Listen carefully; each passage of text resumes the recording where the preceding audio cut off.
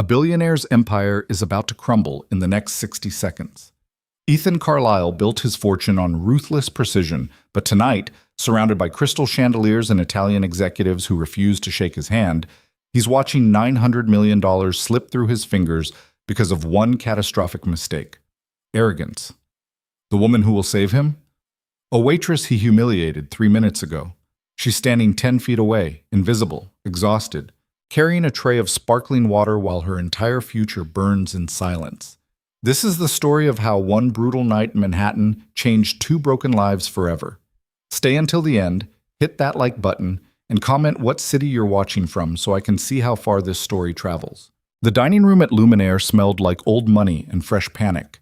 Ethan Carlisle stood near the floor-to-ceiling windows overlooking Fifth Avenue. His phone pressed so hard against his ear that his jaw ached. His reflection stared back at him from the glass. Sharp suit, sharper eyes, the kind of face that made boardrooms go quiet.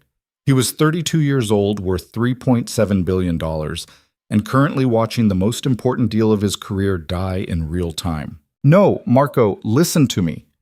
Ethan's voice cut through the ambient noise of clinking silverware and hushed conversations. "The terms are more than fair.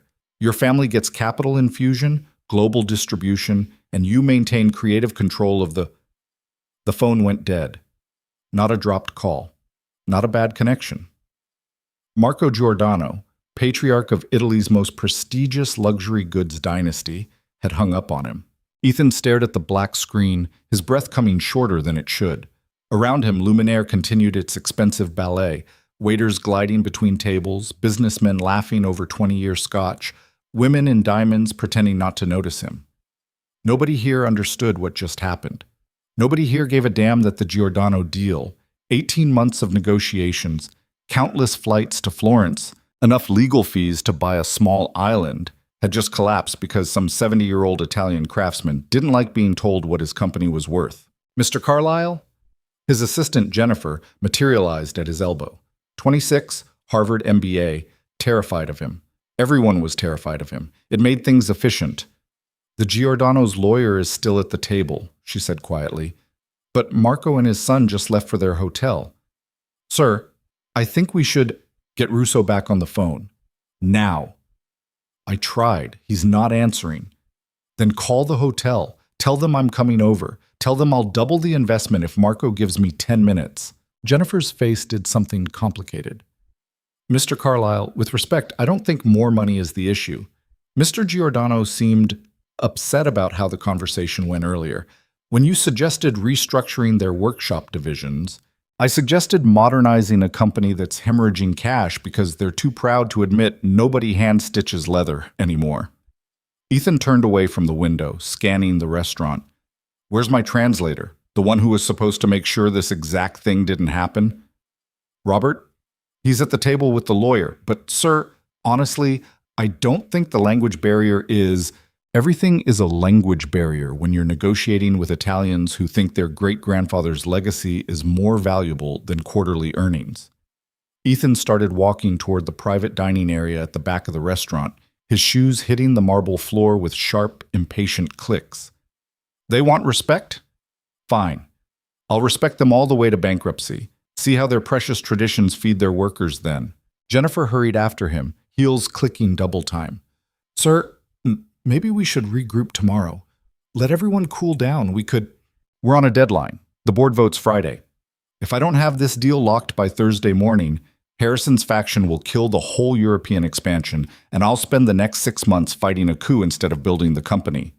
He stopped abruptly, making Jennifer nearly collide with his back. "You want to know what the problem is? The problem is, I'm trying to save these people from themselves, and they're too stubborn to see it." That's when he heard it. A soft voice, barely audible over the ambient restaurant noise, speaking flawless Italian. Ethan's head snapped toward the sound. At first, he couldn't locate the source. The dining room was full of conversations, laughter, the gentle chaos of expensive people being expensively served. Then he saw her, a waitress, standing near one of the marble columns that separated the main dining area from the private rooms, her back to him, speaking into her phone in rapid, fluid Italian. She was maybe 30, wearing the standard Billionaire uniform, black dress, white apron, Her dark hair pulled back in a bun that had started to come loose during what was clearly a long shift. Her shoulders were curved inward, exhausted. One hand balanced a tray of water glasses. The other held her phone. She wasn't just speaking Italian. She was speaking formal, educated Italian. The kind you didn't learn from apps or semester abroad programs.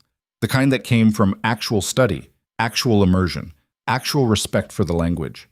Something hot and sharp twisted in Ethan's chest. He changed direction, walking straight toward her. "Sir?" Jennifer's voice behind him held a note of alarm. "What are you—" Ethan didn't answer. He was already moving, his focus narrowed to a single point. This woman who apparently spoke better Italian than the expensive translator he'd hired. This nobody in a waitress uniform who'd been invisible to him 5 seconds ago and was now the most interesting person in the room. She hadn't noticed him yet. She was still on her phone, her voice low and urgent. "No, Matteo, you need to take the medication. I don't care if it makes you tired. That's the whole point." Ethan stopped directly beside her. "Excuse me." The waitress startled badly, nearly dropping her tray. Her phone clattered against the tray's edge as she fumbled to catch both. She spun toward him, eyes wide. Brown eyes, he noticed absently. The kind that probably looked warm when she wasn't exhausted and scared. I'm sorry, sir. I wasn't—" She was stammering in English now, her Italian fluency replaced by nervous American vowels. "I'm not supposed to use my phone during shift. I was just— My brother is sick, and I needed to make sure— You speak Italian." Ethan cut through her explanation like scissors through paper. She blinked. Yes? I studied— How well?" "I'm sorry?" "How well do you speak Italian?" He enunciated each word separately, watching her face shift from confused to wary. Around them, other diners were starting to notice the scene.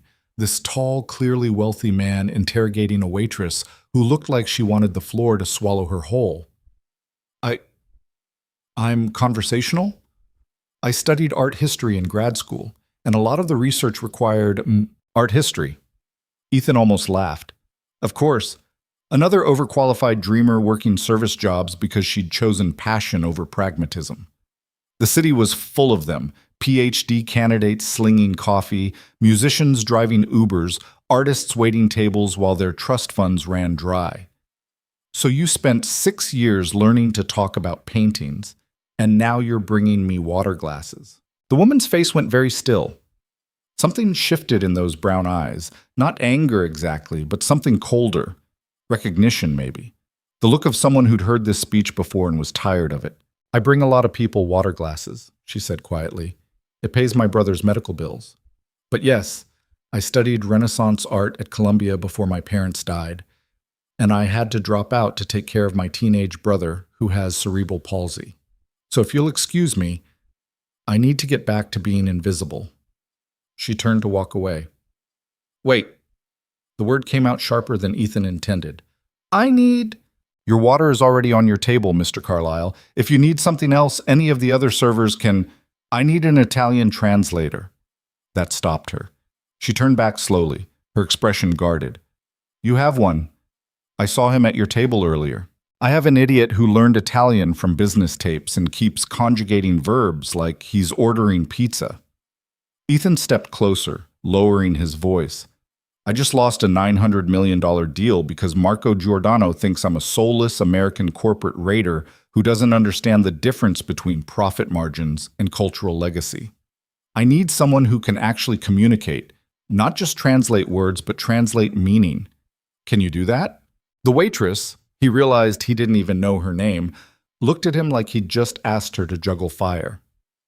"Mr. Carlisle, I'm not a professional translator. I just studied the language for academic purposes. I don't know anything about corporate negotiations or—" "You don't need to know about corporate negotiations.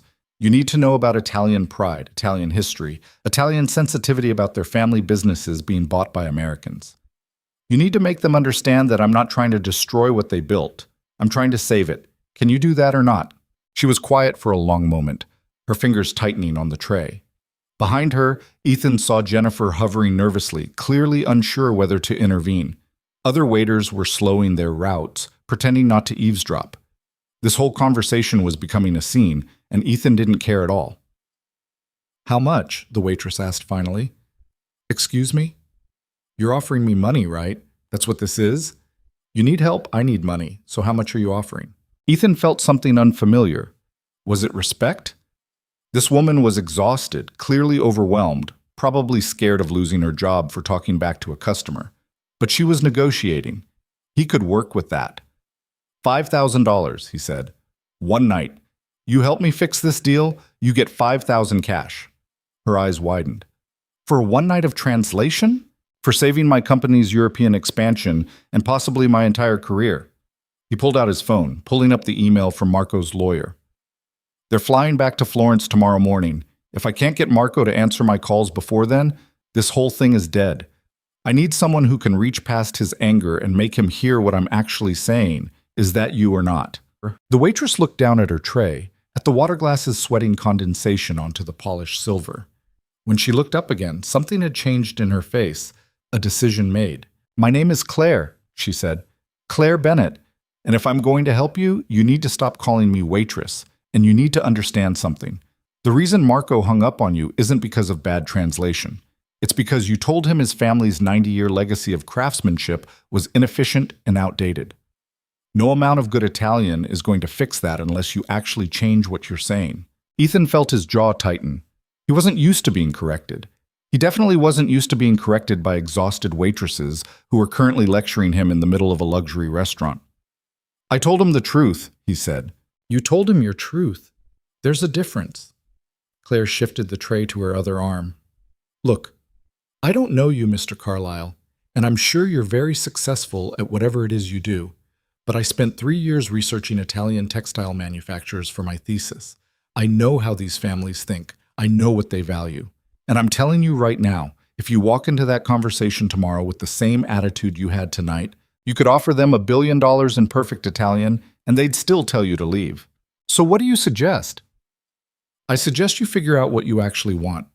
Do you want to own the Giordano company, or do you want to work with them? Because those are very different things, and Italian families like theirs can smell the difference from a mile away. Ethan stared at her. No one talked to him like this. Jennifer looked ready to faint. A couple at a nearby table had stopped pretending not to listen and were openly watching now. And somehow, impossibly, this broke, exhausted waitress with a sick brother and a dead-end job was the first person in 18 months who'd actually made sense to him about this deal. Okay, he said quietly, say I hire you. What happens next? Claire took a breath. Next, you let me finish my shift without getting me fired. Then you give me the contact information for Marco Giordano and anyone else involved in this negotiation. Then I spend tonight reading everything I can about the deal, the company, and what you're actually trying to accomplish. And tomorrow morning, we call Marco and you let me do the talking. All of it. You don't interrupt, you don't correct me, you don't try to take over. Because if this is going to work, you need to trust me to handle the communication while you handle the actual business. Can you do that? It was a challenge. Ethan recognized it immediately. She was testing whether he could actually let go of control long enough to let someone else help him. It should have annoyed him. Instead, it made him want to smile. $5,000 tonight, he said. Another $5,000 if you get Marco to take a meeting. And if you somehow save this deal, I'll pay you $50,000. Claire's face went pale. That's what it's worth to me. Do we have an agreement?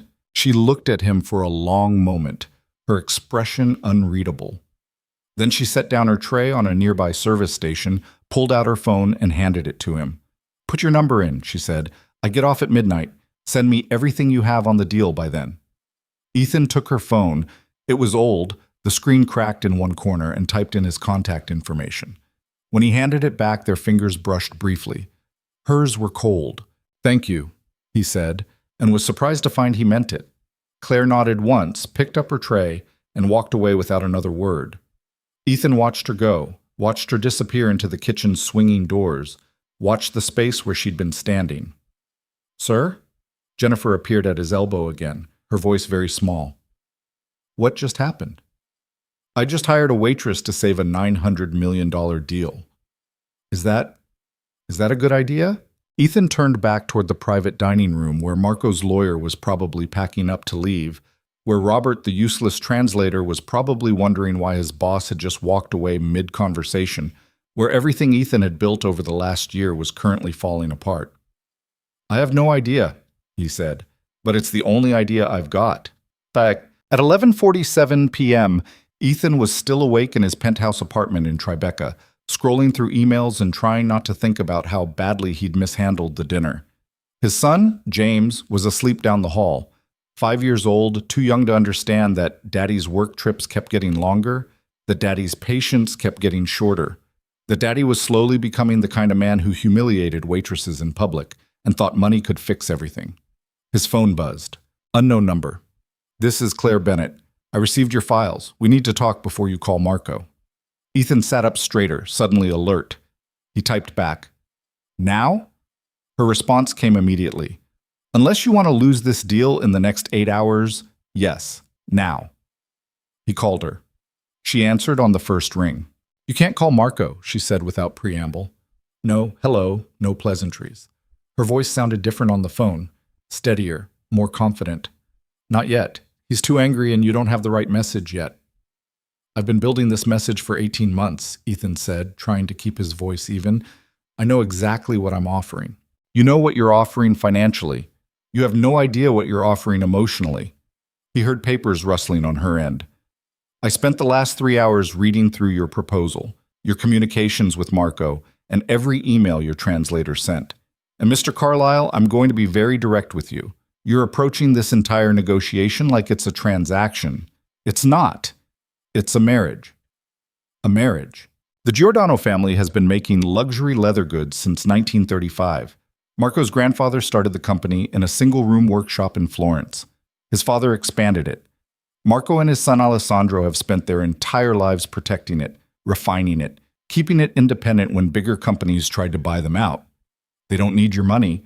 They need someone who understands what they're protecting. Ethan rubbed his eyes. Their company is losing market share to fast fashion and Chinese manufacturers. They're down 18% year over year. In 5 years, they'll be bankrupt if they don't modernize. I'm offering them survival. "You're offering them extinction dressed up as survival," Claire said bluntly. "Your proposal eliminates 60% of their artisan workforce and outsources production to contract manufacturers. You're keeping the Giordano name, but killing everything it stands for." "Why would they accept that?" "Because the alternative is complete failure." "No, the alternative is finding a partner who actually values what they do, not someone who sees their craftsmanship as inefficiency." Ethan stood up, pacing across his living room floor.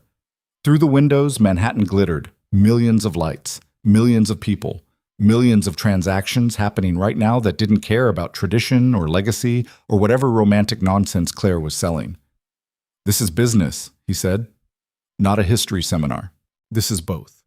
And until you understand that, Marco will never trust you." Claire paused. "Tell me something, Mr. Carlisle. Why do you actually want this company? Not the strategic reasons, not the market expansion. Why do you personally want to own Giordano?" No one had ever asked him that. The board wanted European expansion. His investors wanted luxury brand positioning. His competitors wanted to beat him to the acquisition. But what did Ethan want? "I don't know," he said finally, the admission feeling strange in his mouth. "Then we need to figure that out. Because when I talk to Marco tomorrow, he's going to ask. And if we don't have a real answer, we're done." Ethan looked out at the city, at all those lights burning against the dark. "What do you suggest?" he asked. Claire was quiet for a moment. When she spoke again, her voice was softer. "I suggest you tell me the truth about something. The Hendrick Company. 7 years ago. What happened there?" Ethan's blood went cold. "How do you know about Hendrick?" "I'm good at research. It took me 40 minutes to find the articles. You bought a heritage furniture manufacturer, promised to preserve their traditional methods, then gutted the company and sold the real estate 18 months later. 12 generations of furniture makers lost their jobs. The founder's grandson killed himself 6 months after the sale. So tell me, Mr. Carlisle, was that business too?" The apartment felt very quiet. Ethan could hear his own breathing, could hear the faint sounds of traffic far below, could hear everything except the right words to explain what had happened with Hendrick. "That was different," he said finally. "How?" "I was 25. I was trying to prove something. I made mistakes." "And are you making those same mistakes now?" "No. Then prove it. Claire's voice was hard now, challenging. Tomorrow morning, we call Marco together, and you're going to tell him the truth about Hendrik. You're going to own what you did, explain why it won't happen again, and give him a real reason to believe you've changed. And then I'm going to translate that into Italian in a way that reaches past his anger and touches his heart. Can you do that? Ethan thought about James, asleep down the hall. James, who was growing up watching his father build empires and lose pieces of his soul. James, who deserved better than a father who'd become so good at winning that he'd forgotten what he was winning for. Yes, he said quietly. I can do that. Good. I'll meet you at your office at 7 a.m. Don't drink coffee before then. You'll sound anxious on the phone. And Mr. Carlisle? What? Stop treating this like a transaction you're trying to close. Start treating it like a relationship you're trying to build. That's the only way this works. She hung up before he could respond. Ethan stood in his dark apartment, holding his phone, feeling something uncomfortable and unfamiliar working its way through his chest. It took him a minute to identify it. Shame. When was the last time he'd felt ashamed of how he did business? When was the last time someone had called him out for treating people like chess pieces instead of human beings? When was the last time he'd actually stopped to ask himself whether winning was worth what he was losing? He walked down the hall to James's room, pushing open the door quietly. His son was sprawled across his bed, one arm flung over his stuffed elephant, breathing the deep, easy breaths of childhood sleep. The nightlight cast soft shadows across his face. He looked like his mother, Ethan thought, with the usual pang of grief. Sarah had been dead for 3 years now, and James was forgetting her face, and Ethan was too busy building companies to notice his son growing up without her. I'm going to do better, Ethan whispered to the sleeping child. I'm going to figure this out. James didn't answer. The elephant stared at Ethan with its button eyes, judging nothing. Ethan closed the door softly and went back to his office to prepare for tomorrow's call. But this time he wasn't preparing a pitch or a strategy or a negotiation tactic. This time he was preparing to tell the truth, and he had no idea if that would be enough. Claire Bennett sat in her cramped Brooklyn apartment at 2:17 a.m., surrounded by printouts of the Giordano deal and 3 empty cups of coffee, trying not to think about the fact that she'd just agreed to gamble her rent money on a billionaire's ability to be honest. Her younger brother Matteo was asleep in the next room, his breathing labored even with the medications. The medical bills were stacked on the kitchen counter, $4,300 due by the end of the month, another $2,800 for the specialist appointment next week, and the physical therapy costs that insurance wouldn't cover because apparently learning to walk better at age 19 wasn't medically necessary. $5,000 tonight. Another $5,000 if Marco took the meeting. $50,000 if the deal somehow closed. It was insane. It was impossible.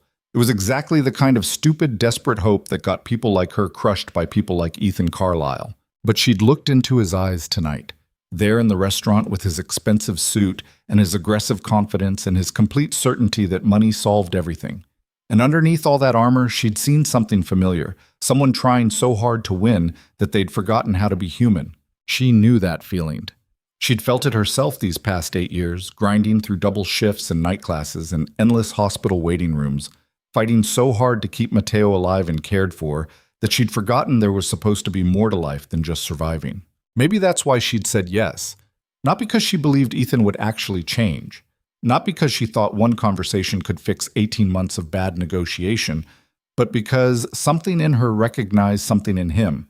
The same tired desperation, the same fear of failing, the same loneliness that came from carrying too much weight for too long. Her phone buzzed, a text from Ethan.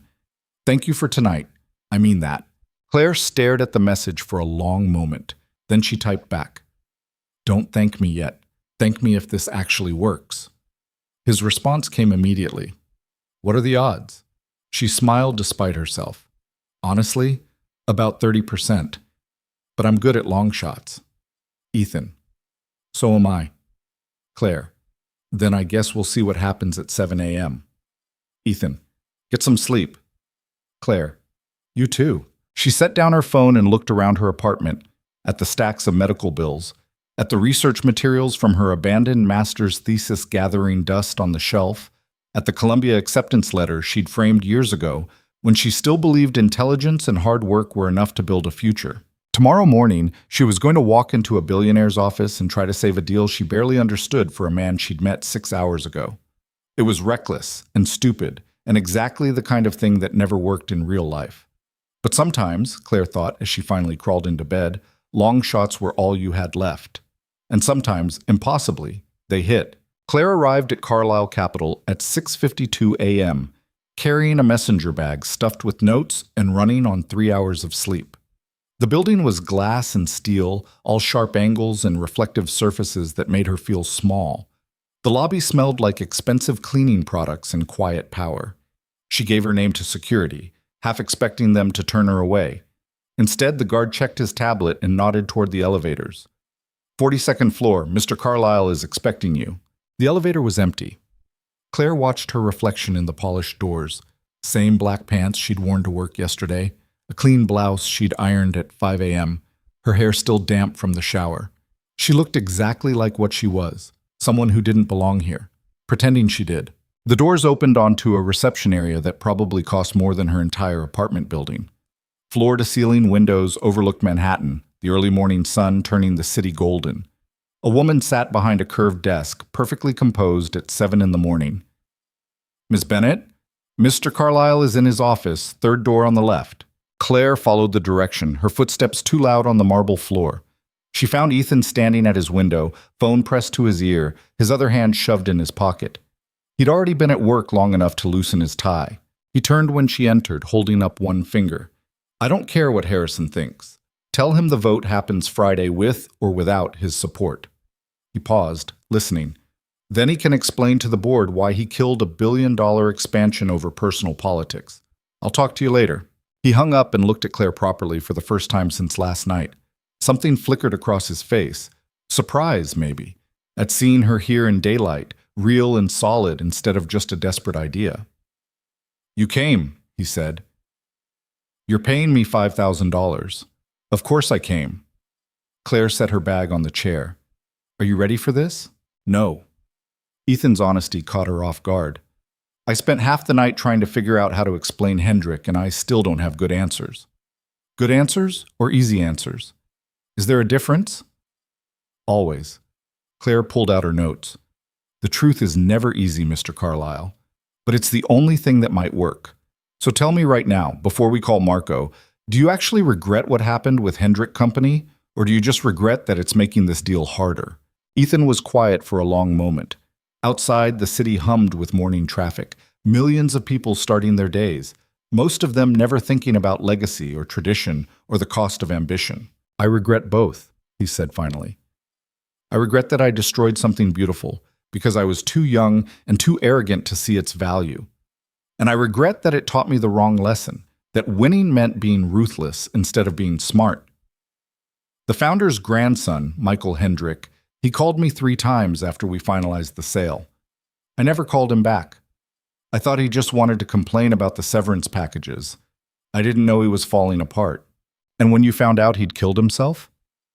Ethan's jaw tightened. I told myself it wasn't my fault, that he was mentally unstable, that business was business and personal tragedy was separate. I believed that for years. Then I had James, and Sarah died, and suddenly I understood what it felt like to have your entire world collapse while everyone around you kept doing business like nothing had changed.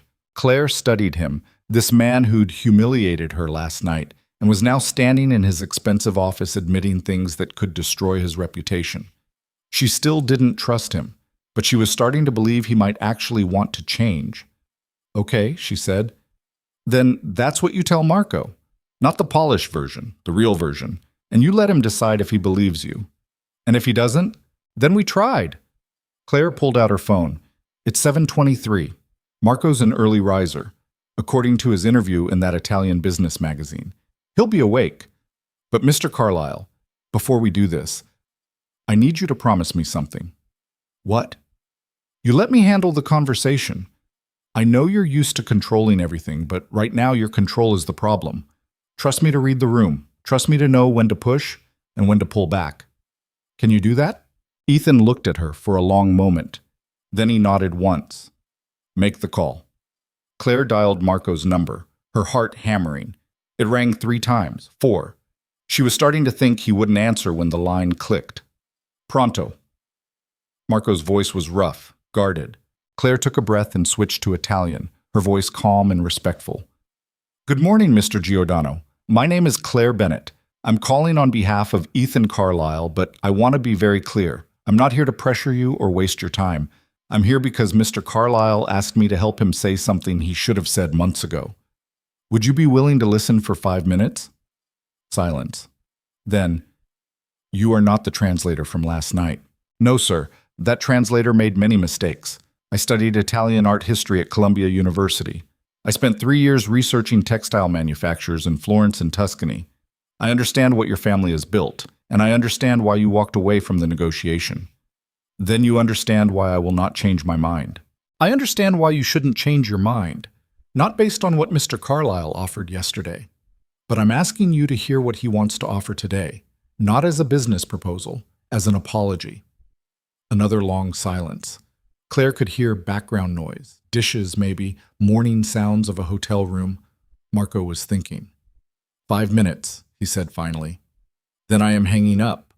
Claire looked at Ethan and switched to English. He's listening. Tell him about Hendrik. All of it. Ethan moved closer to the phone, his hands gripping the edge of the desk. When he spoke, his voice was quieter than Claire had ever heard it. Marco, 7 years ago I destroyed a company called Hendrik Furniture. It was a 112-year-old family business in North Carolina. They made handcrafted furniture the same way their founders had. Careful, beautiful, expensive. I bought them because I saw market value in their brand. I promised the family I would preserve their legacy. Then I fired 80% of their workers, outsourced production to cheaper manufacturers, and sold their factory buildings to a real estate developer. 18 months later, the founder's grandson committed suicide. His name was Michael Hendrik. He was 34 years old. But Claire translated carefully, watching Ethan's face as she turned his confession into Italian. Marco said nothing. Ethan continued, I told myself it was just business, that I'd made the smart financial decision, that Michael's death wasn't my responsibility. But I was wrong. I killed something that mattered because I couldn't see past quarterly earnings. I turned people's life work into a transaction. And I've spent the last 7 years trying to convince myself that ruthlessness and success were the same thing. He paused. They're not. And I don't want to be that person anymore. Claire translated again, her voice steady even as something twisted in her chest. This wasn't the speech of a man trying to close a deal. This was the speech of a man trying to save himself. Marco's response came slowly. Why are you telling me this? Because you deserve to know who you're negotiating with, Ethan said. Because I don't want to lie to you about my past or my intentions. Because I'm asking you to trust me with something you love, and that requires honesty. He took a breath. I can't change what I did to Hendrik, but I can change what I do with Giordano. If you give me a chance, I will prove that I've learned the difference between owning something and honoring it. Claire finished translating and waited. The silence stretched so long she thought Marco had hung up. Then his voice came back, different now, still wary, but listening. What exactly are you proposing, Mr. Carlisle? Ethan looked at Claire. She could see the question in his eyes. What do I say now? She'd told him to be honest, but honesty only opened doors. It didn't guarantee what was on the other side. Claire made a decision. She switched back to Italian, speaking directly to Marco. Mr. Giordano, may I suggest something, not as Mr. Carlisle's translator, but as someone who understands what your family has built? The proposal you received yesterday was designed to modernize your company, but modernization isn't what you need. You need a partner who will invest in your traditions, not eliminate them. Someone who will help you reach new markets without compromising the craftsmanship that makes Giordano valuable in the first place. And you believe Mr. Carlisle can be this partner? I believe he wants to be. Whether he succeeds depends on whether you're willing to teach him. You have knowledge he doesn't have. He has resources you need. But this only works if you build it together, as equals, not as a corporation absorbing a family business. Marco was quiet again. When he spoke, his voice was thoughtful. You are very different from the people Mr. Carlisle usually employs. I'm a waitress who studied art history. I don't usually work for billionaires, but I know what it's like to fight for something you love while everyone tells you it's not practical or profitable. And I know what it's like to need help, but be too proud to accept it from the wrong people. You speak very directly, Ms. Bennett. My father used to say that courtesy without honesty is just manipulation in nice clothing. I'm trying to be both courteous and honest. She heard something that might have been a laugh. Your Italian is excellent. Where did you study? Columbia, as I mentioned. But I also spent a summer in Siena working in museum archives. Your country taught me that some things are worth preserving even when they're not efficient. What was your research about? The relationship between craft guilds and artistic innovation in Renaissance Florence. How tradition and creativity supported each other instead of conflicting. Claire glanced at Ethan, who was watching her with an expression she couldn't quite read. I never finished my degree. My parents died and I had other responsibilities. But I still believe in the work. That is a great loss, Marco said quietly. Both for you and for scholarship. Thank you. But right now, Mr. Giordano, the question isn't about my unfinished research. It's about your company's future. And I'm asking you, not for Mr. Carlisle's sake, but for the sake of everyone who works in your workshops, to consider meeting with us one more time. Not in a restaurant, not with lawyers. Just the three of us talking honestly about what's possible. The silence this time felt different. Weighted. Claire held her breath. I am flying back to Florence this afternoon, Marco said finally. My son and I have meetings scheduled tomorrow. Claire's heart sank. I understand. However, Marco paused. If Mr. Carlisle is willing to come to Florence to see our workshops and meet our artisans, I will consider continuing this conversation, not as a negotiation, as an education. Claire translated for Ethan, whose eyes widened. He wants me to fly to Florence? When? When can you come? Claire asked Marco in Italian. We have a production review scheduled for Wednesday afternoon. If Mr. Carlisle arrives Tuesday evening, he can observe our processes firsthand. Then we will discuss whether his vision and ours can exist in the same company. Claire looked at Ethan. He's offering you a chance, but you have to come to him. You have to see the work. You have to learn what you're actually asking to be part of. Ethan didn't hesitate. Tell him I'll be there Tuesday evening. Claire relayed the message. Marco gave her the workshop address and his personal contact information. When they hung up, Claire's hands were shaking. We got the meeting, she said quietly. Ethan was staring at her like she'd just performed magic. You got the meeting. I was ready to give up after 2 minutes, and you turned the whole conversation around. I told him the truth. You told him the truth. That's all we did. No. Ethan shook his head. You did something else. You connected with him. You made him see you as a person, not just a voice on the phone. How did you do that? I didn't do anything special. I just talked to him the way I'd want someone to talk to me if I was protecting something I loved. Claire started gathering her notes, suddenly exhausted. The adrenaline was wearing off and reality was crashing back. She still had a shift at Luminaire tonight, still had Matteo's medication to pick up, still had a life that didn't include flying to Florence with billionaires. Claire, Ethan's voice stopped her. Come with me. She looked up. What? To Florence. Come with me. I can't do this without you. Mr. Carlisle, I'm a waitress and a translator, not a business consultant. You don't need me for, I need exactly you. Ethan moved around the desk, his intensity focused entirely on her now. You just saved a deal that 3 lawyers and 2 professional negotiators couldn't fix. You speak the language, you understand the culture, and Marco already trusts you more than he's ever trusted me. If I show up alone, I'm just another American businessman trying to learn enough to fake respect. But if you're there, if you're part of this, then it's real. I have a job. I have a brother who needs me. I can't just fly to Italy on 2 days' notice. I'll pay for everything. Flights, hotel, meals. I'll cover your lost wages from the restaurant, and I'll pay you $10,000 for the trip, plus the $50,000 if the deal closes. He paused. And I'll make sure Matteo has everything he needs while you're gone. Nurse care, medication delivery, whatever he requires. You won't have to worry about him. Claire felt the world tilt slightly. $10,000. $50,000 if the deal closed. Matteo taken care of. It was too much. It was exactly what she needed. It was terrifying. Why? She asked. Why do you need me specifically? Because you're the only person who's been honest with me in years. Because you care about the same things Marco cares about. Because you're not afraid to tell me when I'm wrong. And because Ethan stopped, something vulnerable crossing his face. Because I don't trust myself to do this right without someone there who actually gives a damn about more than just the money. Claire looked at this man who'd humiliated her 24 hours ago and was now asking her to fly across the world with him. It was insane. It was dangerous. It was the kind of offer that people like her didn't get, which meant it was probably too good to be true. But she thought about Matteo's medical bills. She thought about her abandoned thesis. She thought about spending the rest of her life bringing water glasses to people who didn't see her while her dreams gathered dust. "I need to talk to my brother first," she said, "and I need everything in writing. Contract, payment terms, all of it. Jennifer will have a contract ready in an hour. What else? I need you to promise me something." Claire met his eyes. "If we go to Florence and this doesn't work, if Marco says no and the deal dies, you don't blame me.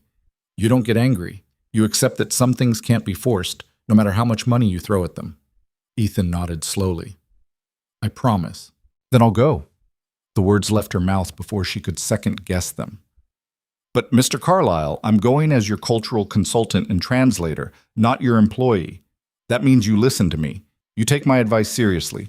You don't override me because you think you know better. Agreed?" "Agreed." Ethan held out his hand. "Partners?" Claire hesitated, then shook his hand. His grip was firm, warm. "Partners, for this one deal. Then we're done." "Then we're done," Ethan echoed. But something in his eyes suggested he didn't quite believe that anymore. Neither did Claire. The morning disappeared into contracts and logistics. Jennifer produced paperwork with terrifying efficiency. Claire read every word twice before signing. The payment terms were real. The travel arrangements were first class.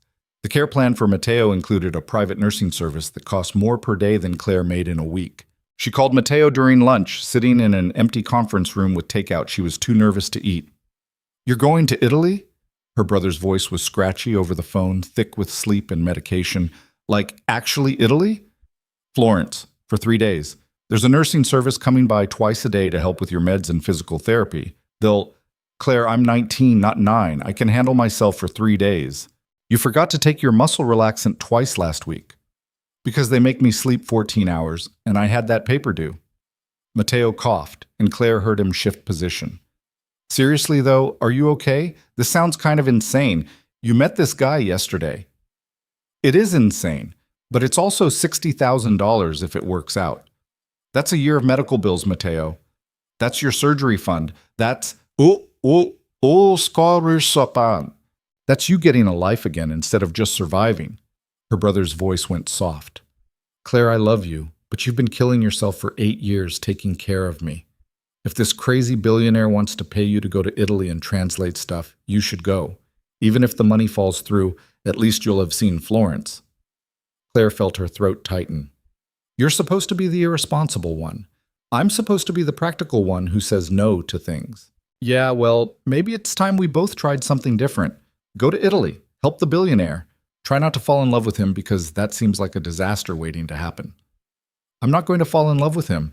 He's arrogant and controlling and possibly emotionally damaged." "So, exactly your type." "I don't have a type. I don't have time for a type. Which is exactly why you should go to Italy." Matteo yawned.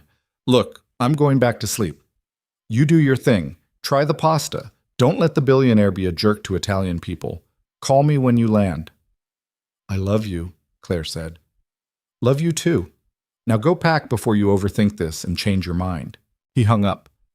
Claire sat in the conference room holding her phone, trying to convince herself this was actually happening. Through the window, she could see Ethan in his office, talking on the phone, gesturing with his free hand. He looked different than he had last night. Less aggressive, more uncertain. Like someone trying to figure out how to be a person instead of just a winning machine. Her phone buzzed, a text from an unknown number. "This is Jennifer. Your flight leaves tomorrow at 6 p.m. from JFK. Car service will pick you up at 3. Mr. Carlisle wanted me to tell you to pack for business meetings, but also comfortable shoes for workshop tours. Also, he said thank you." Claire stared at the message. Tomorrow. She was going to Florence tomorrow. With a man she barely knew, to save a deal she didn't fully understand, for more money than she'd made in 3 years of waiting tables. She typed back, "Tell him he's welcome, and tell him I expect him to actually listen to Marco instead of just pretending to." Jennifer's response came immediately. "I will pass that along. Between you and me, Ms. Bennett, it's good that you're going. He needs someone who isn't afraid of him." Claire smiled despite herself. Then she gathered her things and headed back to Brooklyn to pack for a trip that would either change her life or destroy it. She wasn't sure which scared her more. The next 30 hours blurred together in a chaos of preparation. Claire worked her last shift at Luminaire, endured the manager's suspicious questions about her sudden vacation, and packed a suitcase with clothes that she hoped looked professional enough for Italian business meetings. She met with the nursing service, went over Matteo's medication schedule 3 times, and tried not to think about how much could go wrong. Tuesday afternoon arrived too fast. The car service showed up at exactly 3 p.m., a black sedan with a driver who called her Ms. Bennett and loaded her worn suitcase into the trunk like it was expensive luggage. The drive to JFK was smooth, surreal, completely disconnected from her normal life. Ethan was already at the airport, waiting in the first-class lounge. He'd ditched the suit for dark jeans and a casual button-down, and for the first time since she'd met him, he looked almost human. Tired, but human. "You came," he said when he saw her. "You keep saying that like you expected me to bail." "I half expected you to realize this was crazy and change your mind." "It is crazy, but I'm here anyway." Claire set down her bag. "Are you ready for this? Really ready, not just saying you are?" Ethan looked at her for a long moment. "I don't know. I've been trying to figure out what I'm going to say to Marco when I see those workshops. How do I look at 90 years of tradition and explain why I think I should be part of it?" "You don't explain. You listen. You watch. You learn." Claire sat down, exhausted already, and they hadn't even boarded yet. "Mr. Carlisle, can I ask you something?" "Ethan? If we're flying to Italy together, you should probably call me Ethan." "Okay, Ethan, why do you actually do this? Build companies, make deals, fight with your board? What's the point of all of it?" He was quiet for a long time. Outside the lounge windows, planes taxied past, carrying people to destinations all over the world. Everyone going somewhere, everyone running toward or away from something. "When Sarah died," Ethan said finally, "James was 2 years old. I was 29. I had no idea how to be a single father and run a company at the same time. So I split myself in half. There was work Ethan, who was ruthless and efficient and never stopped moving, and there was home Ethan, who was drowning and terrified and completely out of his depth. I thought if I could just be successful enough, make enough money, build something big enough, then maybe I could give James the kind of life that made up for losing his mother." "Did it work?" "No, he barely knows me. I'm just the guy who shows up between business trips and tries to buy his affection with expensive toys." Ethan rubbed his face. "I'm doing to him exactly what my father did to me, and I hate it, but I don't know how to stop." Claire felt something shift in her chest. "You stop by stopping. You don't need a perfect plan. You just need to decide that being present matters more than being successful." "That's terrifying." "Yeah, most important things are." She paused. "For what it's worth, the fact that you're aware of the problem means you're already different from your father. Awareness is the first step. What's the second step? Actually changing, which is the hard part." Claire looked at him seriously. "Ethan, I need you to understand something. This trip to Florence, this deal with Marco, it's not just about saving your company's expansion, it's about whether you can actually become the person you want to be. If you go there and fall back into your old patterns, if you treat this like just another acquisition to win, then nothing changes. You'll close the deal or you won't, but either way, you'll still be the same person who destroyed Hendrik and ignored Michael's calls." "And if I actually change, then maybe you save more than just the deal. Maybe you save yourself." She smiled slightly. "No pressure, though." Ethan laughed, surprised. "You're brutal, you know that?" "I'm honest. There's a difference." Their flight was called. They boarded together, settled into seats that Claire tried not to think about the cost of, and somewhere over the Atlantic Ocean, as Ethan worked on his laptop and Claire pretended to read the book she'd brought, she realized something unsettling. She was starting to like him. Not trust him, not yet, but like him. This version of him, anyway, the one who admitted he was scared, who talked about his son with guilt and love tangled together, who was trying so hard to be better, even though he had no idea how. It was dangerous, this liking. It made her vulnerable. It made her want to believe he could actually change, which was the kind of hope that got people hurt. But somewhere over the dark ocean, with nothing below them but water and nothing ahead but uncertainty, Claire decided to let herself hope anyway. Just this once, just for 3 days. Then she'd go back to her real life and forget she'd ever believed a billionaire could become human. They landed in Florence at 9 a.m. local time, both of them exhausted and wired on bad airplane coffee. The city unfolded beneath them as they descended, terracotta roofs, the Duomo rising like a promise, the Arno River cutting through centuries of history. Claire pressed her face to the window like a child, and when she looked over, Ethan was watching her instead of the view. "What?" she asked. "Nothing. You just look happy. I've never been to Italy. I spent 3 years studying it and never had the money to actually come here." She turned back to the window. "It's smaller than I imagined. More real." The driver Marco had arranged met them at baggage claim, an older man named Paolo who spoke minimal English but smiled when Claire thanked him in Italian. The drive into the city was a blur of narrow streets and sudden piazzas, morning light turning everything golden. Their hotel was near the Ponte Vecchio, a converted palazzo that probably cost more per night than Claire's monthly rent. "We have 3 hours before we're supposed to be at the workshop," Ethan said as they checked in. "You should rest." "I'm too anxious to rest. I'm going to walk around, clear my head." "I'll come with you." Claire looked at him, surprised. "You don't have calls to make? Emails to answer?"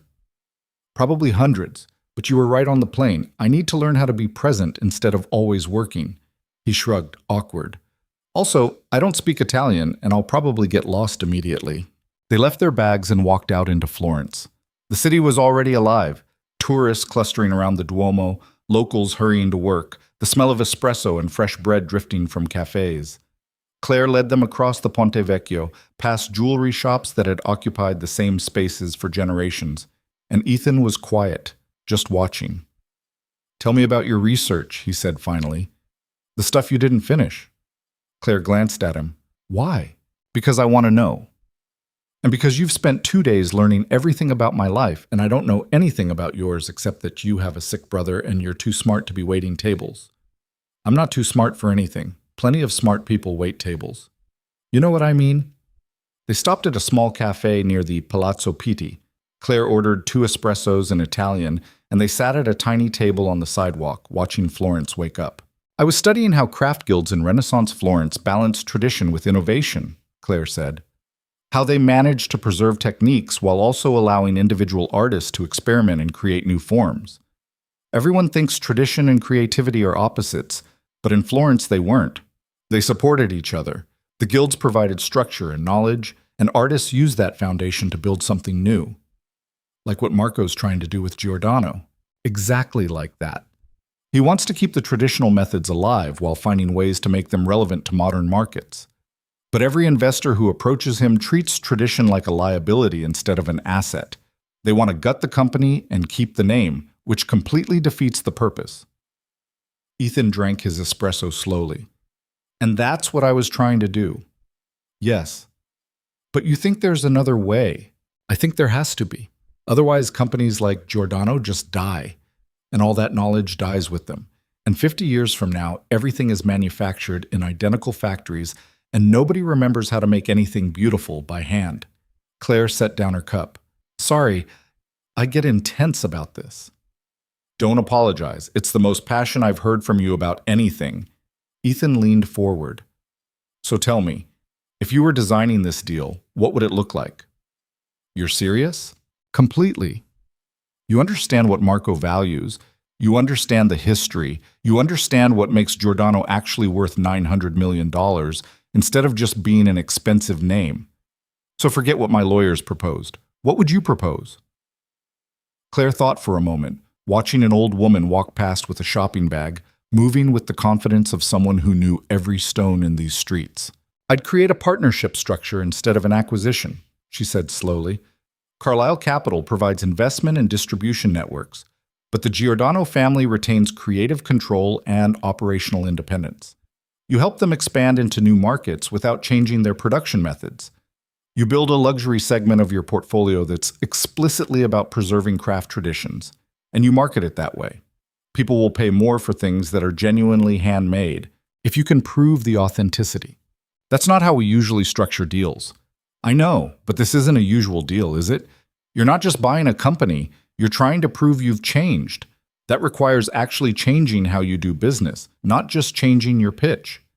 Ethan was quiet, his fingers drumming on the table.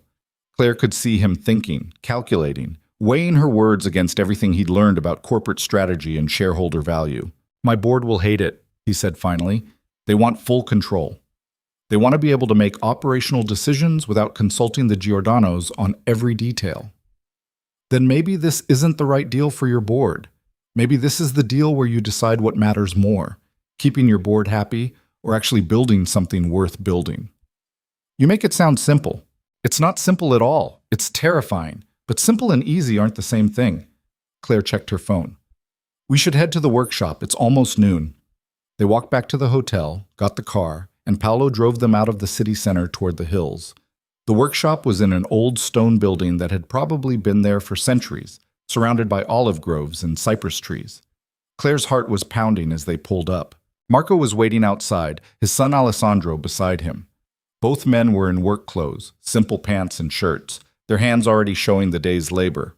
Marco's face was neutral, giving nothing away. Mr. Carlisle, Miss Bennett, welcome to Florence. Marco's English was careful, formal. He shook their hands. You are on time. This is good. Come, I will show you what we do here. They followed him inside. The workshop smelled like leather and oil and generations of work.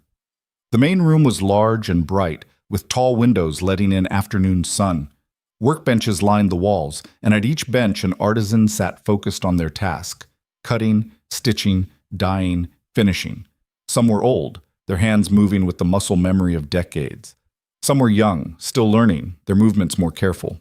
We employ 43 people here, Marco said, walking them through slowly. Some have been with us for 30 years, some started last month. But all of them are learning the same techniques my grandfather learned in 1935. Nothing has changed in our methods. Nothing needs to change. Ethan watched a woman hand-stitching the edge of a leather bag, her needle moving in tiny, precise loops. How long does it take to make one bag? This particular design? Approximately 60 hours of work. Cutting the leather, preparing the edges, stitching, finishing, quality control. 60 hours for one bag. And you're selling them for 1,200 euros retail. We make perhaps 300 of this style per year. Claire could see Ethan doing the math, see him calculating labor costs against revenue, see the part of his brain that lived in spreadsheets trying to make sense of economics that didn't fit his usual models. That's not sustainable, Ethan said quietly. The margins are too thin. You're paying master craftspeople for 60 hours of work and only charging— We are not charging for hours, Marco interrupted, his voice sharp. We are charging for knowledge, for quality, for the fact that this bag will last 30 years while your factory-made bags fall apart in 3. Our customers understand this. They pay for permanence, not convenience. But your sales are declining. Yes, because people no longer value permanence. They want cheap things they can replace. Marco's jaw tightened. This is why I'm reluctant to partner with someone like you, Mr. Carlisle. You see inefficiency where I see mastery. You see slow production where I see care. We are speaking different languages. Claire stepped in before the conversation could derail. Mr. Giordano, may I ask, what's your biggest challenge right now? Not philosophically, practically. Marco looked at her, some of the tension leaving his shoulders. Distribution. We sell through small boutiques in our own shop in Florence. But the boutiques are closing because of online retail, and tourists are the only ones who visit our shop. We cannot reach the customers who would value our work because we cannot compete with companies that spend millions on marketing. What if you had access to that marketing? Claire asked. What if you could reach customers all over the world who specifically want handmade traditional goods? What if someone helped you tell your story to people who will pay for genuine craftsmanship? This is what Mr. Carlisle promised before. Then he wanted to change everything we do. Because we were solving the wrong problem, Ethan said. Claire glanced at him, surprised. He was looking at Marco directly now, No defensiveness, no corporate smoothness. I was trying to make your company profitable by my standards instead of figuring out how to make your actual business model work better. That was my mistake. Marco studied him for a long moment. Come, I want to show you something. He led them to the back of the workshop where an older man sat at a bench working on a leather belt. His hands were gnarled, spotted with age, but they moved with absolute certainty as he carved a pattern into the leather. This is Stefano, Marco said. He has worked here for 41 years. He learned from my father. Before my father died, he made me promise something, that I would never sacrifice our people for profit, that I would protect the knowledge they carry. Every person in this room knows things that cannot be written in manuals or taught in schools. They learn by watching, by doing, by failing, and trying again. If we fire them and replace them with machines, that knowledge dies. Forever. Ethan watched Stefano work, and Claire saw something shift in his face. Not calculation this time, recognition. My father built his first company from nothing, Ethan said quietly. He was a carpenter, made custom furniture for rich people in Connecticut. He taught me how to use a lathe when I was 8 years old. I hated it. It was hard and tedious, and my hands hurt. But he said the same thing you just said. He said some knowledge only lives in people's hands, and if you don't pass it on, it disappears. What happened to his company? Marco asked. He sold it when I was in college. Took the money and retired. The new owners turned it into a furniture store that sells imported stuff from overseas. All the craftsmen he employed found other work or retired. The knowledge he was so proud of just dissolved. Ethan's voice was rough. I became exactly what killed my father's company. I just didn't realize it until now. The workshop was quiet except for the ambient sounds of work. Leather being cut, needles pulling thread, the soft conversations of artisans helping each other solve problems. Marco said something in Italian to Alessandro, too quick for Ethan to catch. Alessandro nodded and left. Marco turned back to them. Ms. Bennett, you told me on the phone that Mr. Carlisle wanted to prove he had changed. I did not believe you. I thought this was another performance, another way to manipulate me into accepting bad terms. He paused. But I see something different now. I see a man who is remembering who he was before he became successful. This is good. This is necessary.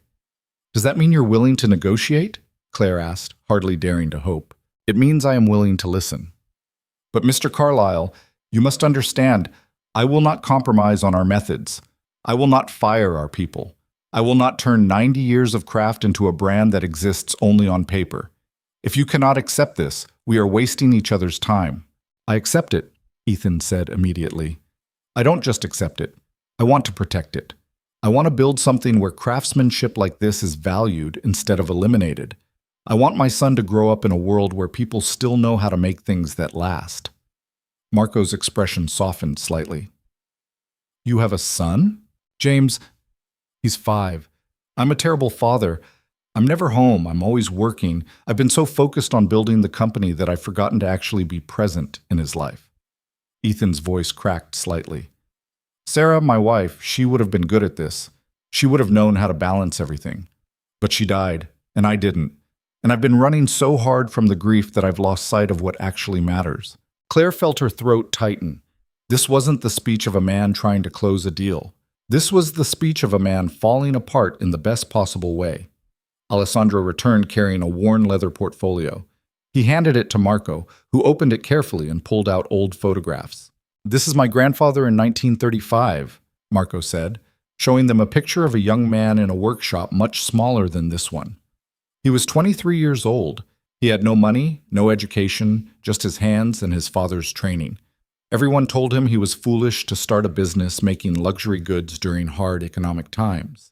But he believed that people would always need beautiful things, even in darkness, especially in darkness. The next photo showed the same man, older now, teaching a young boy, Marco himself, Claire realized, how to work a piece of leather. He told me that our job was not to make money, Marco continued. Our job was to make things so beautiful and so well crafted that they reminded people what humans could create when they cared about their work.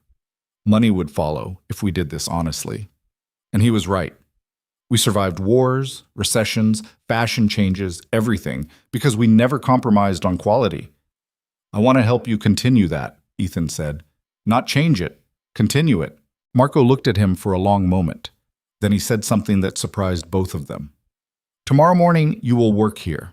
Both of you. You will learn what we do. You will use your hands. You will understand the time and skill required. Then, if you still want to partner with us, we will talk about terms. Claire's eyes widened. You want us to actually make leather goods? I want you to try. You will fail, of course, but failing will teach you respect for the people who succeed. Marco almost smiled. Come at 7 in the morning, wear clothes you don't mind ruining, and Miss Bennett, your Italian is excellent, but tomorrow you will learn our dialect. The workshop has its own language. They left an hour later after Marco showed them the rest of the facility and introduced them to more artisans. The drive back to Florence was quiet. Claire kept replaying the conversation, trying to process what had just happened. That went better than I expected, she said finally. He's testing us, Ethan replied. He wants to see if we're serious or if we'll give up the minute the work gets hard. Are you serious? I don't know how to hand-stitch leather. I'll probably be terrible at it. That's not what I asked. Ethan looked out the window at the Tuscan countryside rolling past. I spent 7 years building a company by being ruthless and efficient. And I was good at it. I made a lot of money. I won a lot of negotiations. But sitting in that workshop, watching those people make things that will outlast all of us, I realized I haven't built anything permanent. I've just moved money around and called it success. So what are you going to do? I'm going to show up tomorrow at 7 and ruin whatever piece of leather they give me. And then I'm going to figure out how to actually help them instead of just acquiring them. He turned to look at her. Thank you for pushing me to do this, for not letting me take the easy way out. You're welcome, but Ethan, you need to know, even if you do everything right, this might not work. Marco might still say no. The economics might not make sense. Your board might revolt. You could lose everything you've built trying to do this differently. I know. He smiled slightly, and it was the first real smile she'd seen from him. Terrifying, right? Completely. They had dinner that night at a small restaurant near their hotel, sitting outside and watching Florence turn blue in the twilight. Claire ordered in Italian, translating for Ethan, and they talked about things that had nothing to do with business. James's obsession with dinosaurs, Matteo's dreams of becoming a physical therapist despite his own disability, the way grief changed shape over time but never really disappeared. Do you ever regret dropping out of Columbia? Ethan asked. Every day, but I also don't regret taking care of Matteo. Both things are true at the same time. Claire drank her wine slowly. I used to think I had to choose. Either I was a scholar or I was a sister. Either I pursued my dreams or I fulfilled my responsibilities. But that's a false choice. I'm both. I just haven't figured out how to make both things fit in one life yet.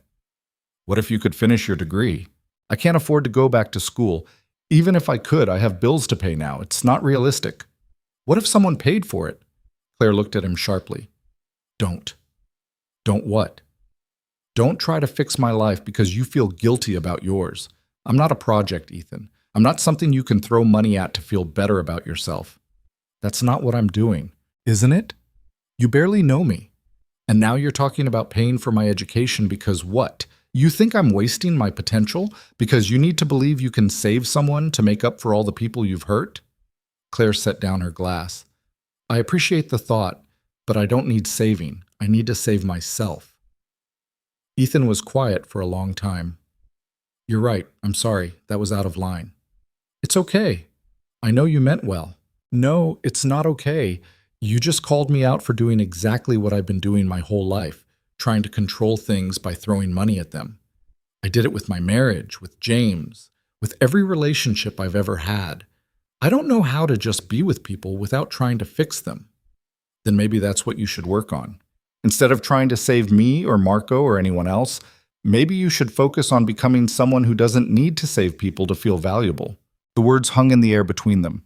Claire expected him to get defensive, to shut down, to revert to the arrogant billionaire who'd humiliated her in that restaurant. Instead, he laughed. A real laugh, surprised and a little broken. You're brutal. I'm honest. You keep forgetting there's a difference. They finished dinner in easier silence. Walking back to the hotel, the streets were quiet. just the sound of their footsteps on ancient cobblestones. The Arno River reflected streetlights, and somewhere a church bell was ringing. "Claire," Ethan said as they reached the hotel entrance, "tomorrow, at the workshop, if I start slipping back into my old patterns, if I start trying to control things or treat this like a transaction, will you tell me?" "Of course. Even if it's in front of Marco and Alessandro? Especially then. You hired me to keep you honest, remember? I hired you to translate. Same thing, in this case." She smiled. "Get some sleep. 7 a.m. is going to come early." They said goodnight in the lobby. Claire went up to her room, which was absurdly beautiful. Frescoed ceilings, a balcony overlooking the river, furniture that was probably worth more than everything she owned. She stood on the balcony for a long time, looking out at Florence, trying to understand what was happening. 3 days ago, she'd been a waitress with no prospects and crushing debt. Now she was in Italy, consulting on a $900 million deal, watching a billionaire slowly remember how to be human. It didn't feel real. It felt like something that would dissolve when she woke up, revealed as just another exhausted fantasy. Her phone buzzed. A text from Matteo. "How's Italy? Did you eat all the pasta yet?" Claire smiled and typed back. "Haven't had time. Too busy trying to teach a billionaire about humility." Matteo. "How's that going?" Claire. "Better than expected, worse than I hoped. Somewhere in between." Matteo. "Deep. Very philosophical. Very Italy. Seriously, though, are you okay?" Claire thought about the question. Was she okay? She was exhausted, overwhelmed, completely out of her depth. But she was also alive in a way she hadn't been in years. She was using her brain for something other than memorizing drink orders. She was speaking Italian again. She was watching someone change in real time, and maybe helping them change. And that felt important in a way that transcended money or career or anything practical. "Yes," she typed back. "I'm okay. Better than okay, actually. I'm remembering who I used to be before everything fell apart." Matteo. "Good. You deserve that. Now go to sleep so you can save the world tomorrow." Claire. "Just trying to save one deal. The world can wait." Matteo. "Start small, conquer everything later. That's the Bennett family motto." Claire. "Since when do we have a family motto?" Matteo. "Since right now. I just made it up. Pretty good, right?" Claire laughed, the sound surprising her. "Love you," she texted. "Love you more," he sent back. "Now seriously, sleep. You sound punchy." She put down her phone and went to bed. Tomorrow she'd be hand-stitching leather and probably humiliating herself in front of Italian craftsmen. Tomorrow, Ethan would either prove he could actually change or reveal that this whole thing was just another performance. Tomorrow everything could fall apart or come together or land somewhere messily in between. But tonight, Claire let herself believe that maybe, impossibly, this could actually work. And if it didn't, at least she'd seen Florence. At 6:45 the next morning, Paolo picked them up from the hotel. Ethan looked nervous, which was strangely reassuring. At least he understood the stakes. Claire had dressed in jeans and an old shirt, and she'd pulled her hair back in a practical ponytail. Work clothes. Real clothes. The workshop was already alive when they arrived. Artisans settling into their stations, the smell of coffee mixing with leather and morning air. Marco met them at the door with 2 heavy canvas aprons. "Good. You came. I was not certain you would." He handed them the aprons. "Today you will work with Giulia and Stefano. They will teach you basic edge finishing. It is simple work, but it requires patience and precision. Most people cannot do it properly even after months of practice." He led them to separate workbenches. Claire was paired with Giulia, a woman in her 50s with kind eyes and hands that moved like water. Ethan got Stefano, the old master they'd met yesterday. "Buongiorno," Giulia said, her Italian warm but rapid. "Marco says you studied our language. This is good. I do not speak English well. Now, watch carefully. I will show you only once." She demonstrated how to prepare the edge of a leather strap, beveling, sanding, burnishing. Her movements were economical, practiced, each gesture flowing into the next. Then she handed Claire a piece of scrap leather and a beveling tool. "Now, you try." Claire tried. The tool slipped, cut too deep, ruined the edge. Giulia corrected her grip, her hands guiding Claire's, showing her the angle, the pressure. The rhythm. Claire tried again. Better, but still wrong. Again, Julia said. Across the room, Ethan was struggling even more. Claire could see Stefano patiently correcting his posture, his grip, his entire approach. Ethan's face was set in concentration, sweat already beading on his forehead despite the cool morning air. An hour passed. Claire's hands started to cramp. The repetitive motion was harder than it looked, required muscles she'd never used before. Julia worked beside her, maintaining her own project while monitoring Claire's attempts. "You think too much," Julia said in Italian. "Your brain is fighting your hands. Let your hands learn. Trust the motion." "How long did it take you to learn this?" Claire asked. 6 months before I could do it without ruining the leather. 2 years before I could do it well. 10 years before I stopped thinking about it. Julia smiled. Everything worth doing takes time. Americans always want to be good immediately, but mastery is patient. At noon, Marco called to break. The artisans gathered in a courtyard behind the workshop where someone had set out bread, cheese, fruit, and wine. Claire's hands were sore and her back hurt from hunching over the workbench. Ethan looked worse. His fingers were actually bleeding slightly from gripping the tools too hard. "You're terrible at this," Marco said cheerfully, inspecting Ethan's work. "But you did not quit. This is good.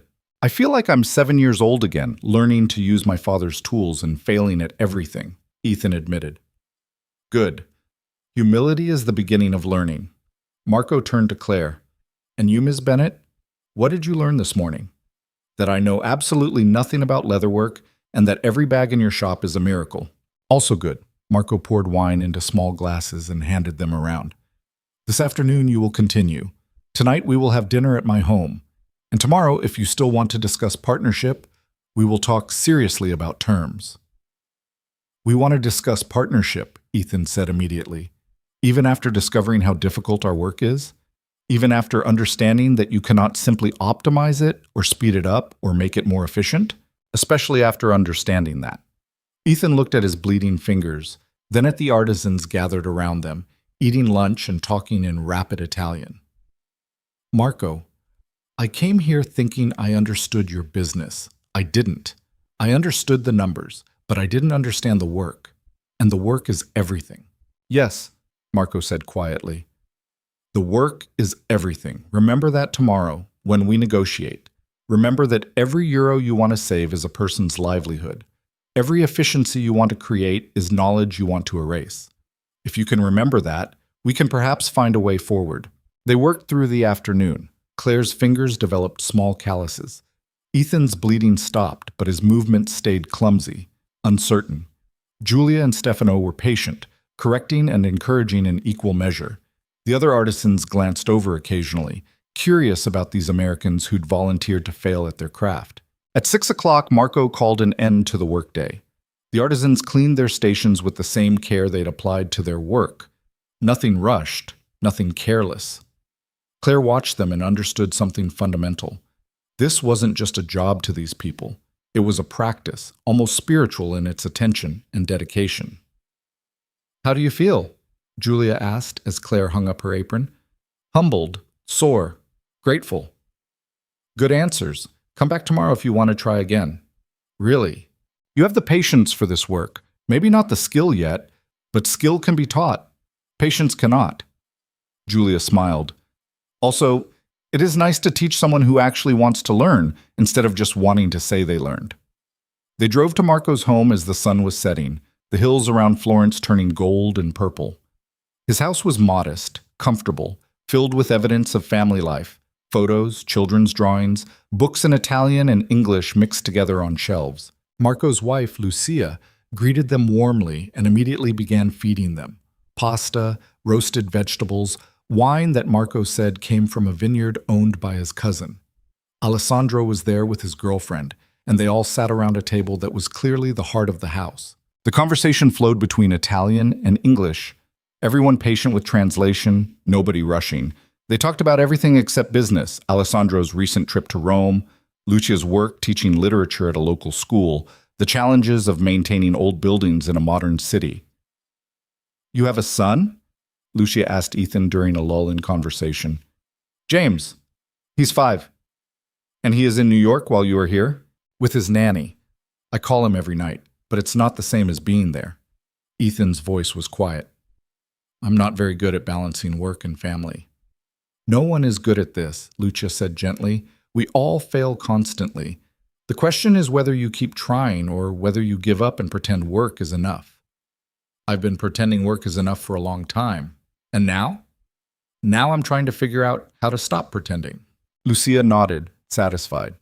This is good. Children need fathers who are honest about their failures. Perfect fathers teach nothing useful. After dinner, Marco brought out grappa and they moved to the living room.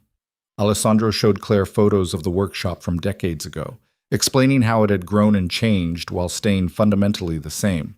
This is the challenge, Alessandro said in careful English. We must evolve without losing what makes us valuable. Every generation faces this. My grandfather did. My father does. I will. But investors do not understand. They see only the destination, not the journey. What if we protected the journey? Claire asked. What if the partnership explicitly guaranteed that your methods, your people, your pace of work all stayed under your control? Then what value does the partnership provide? Distribution, marketing, access to customers who will pay for genuine craft but don't know you exist. Financial stability so you can weather market changes without compromising quality. She looked at Ethan. And capital investment in training the next generation, more apprenticeships, better tools, workshops in other countries to spread the knowledge instead of hoarding it. Marco and Alessandro exchanged a look. Something passed between them, wordless communication born of years working side by side. Tomorrow, Marco said finally, we talk seriously. Ms. Bennett, you will be part of these conversations. Your understanding is valuable. And Mr. Carlisle, tonight I want you to think carefully about what you actually want from this partnership. Not what your board wants, not what your investors want, what you want. Because if you cannot answer that question honestly, we have nothing to discuss. They left around 10, the night air cool and clean. In the car, Ethan was quiet, staring out the window at the dark hills. What do you want? Claire asked softly. From this deal, from your company, from your life. What do you actually want? Ethan took a long time to answer. When he finally spoke, his voice was rough.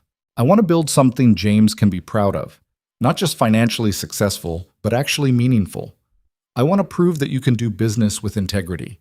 And I want to stop being the kind of person who destroys beautiful things because I'm too afraid to protect them. That's a good answer. Is it enough? I don't know, but it's honest, and that's where everything starts. They rode the rest of the way in silence, and Claire realized something that terrified her. She was starting to believe in him.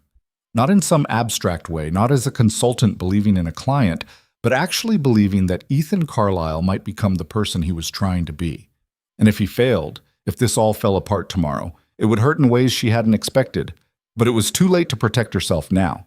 She'd already started hoping. The next morning arrived with the kind of clarity that made everything feel fragile. Claire woke early, her hands still sore from yesterday's work, and found a message from Ethan already waiting on her phone. Can't sleep, too nervous. Is that normal?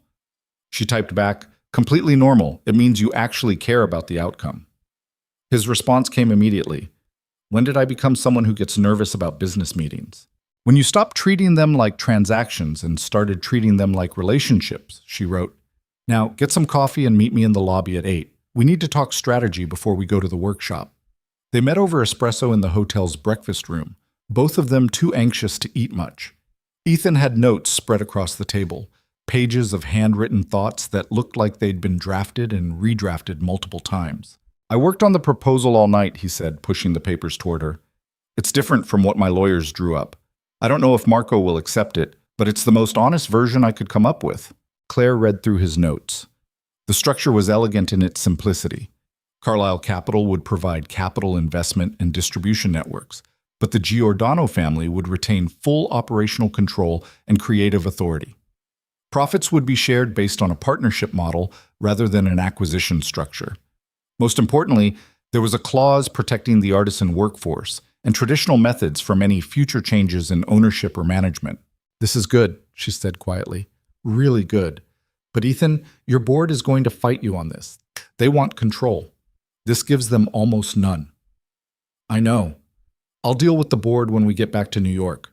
Right now, I need to focus on making this right with Marco. He rubbed his face, exhausted. Claire, what if he still says no? What if even this isn't enough? Then at least you tried to do it honestly, and that matters, even if it doesn't get you the outcome you want. She paused. But I don't think he's going to say no. I think he's been waiting for someone to approach his company this way for years. He just didn't believe it was possible until now. They arrived at the workshop at 9 o'clock as Marco had requested. This time, they weren't taken to the work floor. Instead, Marco led them to a small office at the back of the building. Simple furniture, walls covered with old photographs and design sketches, a window overlooking the olive groves. Alessandro was already there, along with an older woman Claire didn't recognize. This is my mother, Bianca, Marco said. She does not usually involve herself in business matters, but for a decision this important, I wanted her perspective. She built this company alongside my father for 40 years. Bianca Giordano was small, elegant, probably in her 70s. Her eyes were sharp as she shook their hands, assessing them with the kind of scrutiny that came from decades of judging character. Sasim. Sit, Marco said, gesturing to the chairs around a worn wooden table. Mr. Carlisle, you said you wanted to discuss partnership. I am ready to listen, but first I have questions. Of course. Marco leaned forward, his hands flat on the table. What happens in 5 years when you decide this partnership is not profitable enough? When your board demands higher returns? When efficiency becomes more important than craft? Ethan didn't hesitate. There's a protection clause. If Carlisle Capital ever wants to alter the operational structure or workforce in ways that compromise your traditional methods, you have the right to buy back full ownership at the original investment price.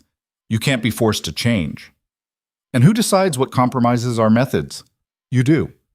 Final authority stays with the Giordano family on all production decisions. Alessandro spoke up, his English more confident than his father's. What about marketing, distribution? If we disagree about how our brand is presented to the world, we collaborate. But if there's a fundamental disagreement that can't be resolved, your vision wins. This is your legacy, not mine. I'm just trying to help you share it with more people. Bianca said something in rapid Italian to Marco. He nodded and turned back to Ethan. My mother asks why we should trust you. You are very good at saying the right things now, but words are easy. Actions are what matter. How do we know you will not become like the other investors who promised respect and delivered control? Claire watched Ethan carefully. This was the moment. He could give them corporate reassurances, legal guarantees, all the professional mechanisms designed to create trust through contracts. Or he could give them the truth. You don't know, Ethan said finally. I can write the protections into the contract. I can make legal promises that would cost me millions to break. But ultimately, you're taking a risk on me. And the only thing I can offer you is my word that I understand what I almost destroyed, and I won't let it happen again. Your word, Marco repeated slowly. My word. And my actions. I'm restructuring how Carlisle Capital approaches legacy companies, creating a new division specifically focused on preservation partnerships instead of acquisitions. Hiring people who understand craft and tradition, not just finance. Your company would be the first, but not the last. I want to prove that you can build a profitable business while protecting what makes these companies valuable in the first place. Bianca spoke again in Italian, longer this time. Claire caught most of it, something about trust being earned through time, about her husband's vision, about the responsibility of protecting workers who had given their lives to the company. My mother says that my father would have liked you, Marco translated. Not because you are perfect, but because you are honest about your imperfections. He always said the most dangerous people in business were those who believed they were already right about everything. I've been that person, Ethan admitted. I'm trying not to be anymore. Marco and Alessandro exchanged another one of those wordless looks. Then Alessandro pulled out a folder and spread papers across the table. Financial statements, production reports, market analysis. We have prepared our own proposal, Alessandro said, based on conversations with our workers, our suppliers, and our family. These are our terms, non-negotiable. Claire leaned forward to read, translating the Italian sections for Ethan. The terms were fair but firm. Carlisle Capital would invest 30 million euros over 3 years, with funds specifically allocated for artisan training programs, equipment upgrades that enhanced rather than replaced hand methods, and international marketing. The Giordano family would retain 60% ownership and full operational control. Profit sharing would begin after the initial investment was recouped. These terms give you very little control, Ethan said, reading through the proposal.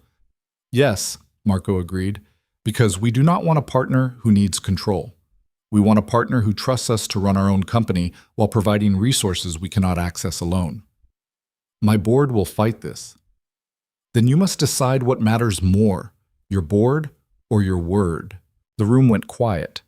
Outside, Claire could hear the sounds of the workshop, leather being worked, quiet conversations, the ambient noise of creation. Everything in this moment hinged on what Ethan said next. He looked at the proposal for a long time. Claire could see him thinking, calculating, weighing everything he'd built against everything he was trying to become. His phone buzzed, probably Jennifer with some urgent New York crisis, but he ignored it. I accept your terms, Ethan said finally. All of them. And I'll handle my board. Marco's face didn't change, but something shifted in his eyes. Relief, maybe. Or hope. You understand this means you are truly our partner, not our owner. We will make decisions you disagree with. We will move slower than you want. We will prioritize tradition over profit sometimes. I understand, and I'm okay with that. Ethan looked at Claire, then back to Marco. I didn't come to Florence to acquire your company. I came to learn what it means to build something that lasts. If that means giving up control, then that's what I'll do. Bianca said something in Italian, her voice soft. Marco smiled slightly. My mother says you have learned well. She wants to know if Ms. Bennett will stay involved in the partnership. She says you need someone who understands both worlds, business and craft. Someone who can translate not just language, but vision. Claire felt everyone's eyes turn to her. I'm not a business consultant, she said carefully. I'm a translator and a researcher. I don't know anything about running a luxury goods partnership. You know about preserving tradition while encouraging innovation, Alessandro countered. That was your entire research focus, yes? This partnership needs exactly that knowledge. I have responsibilities in New York. My brother needs, we would compensate you appropriately, Marco said.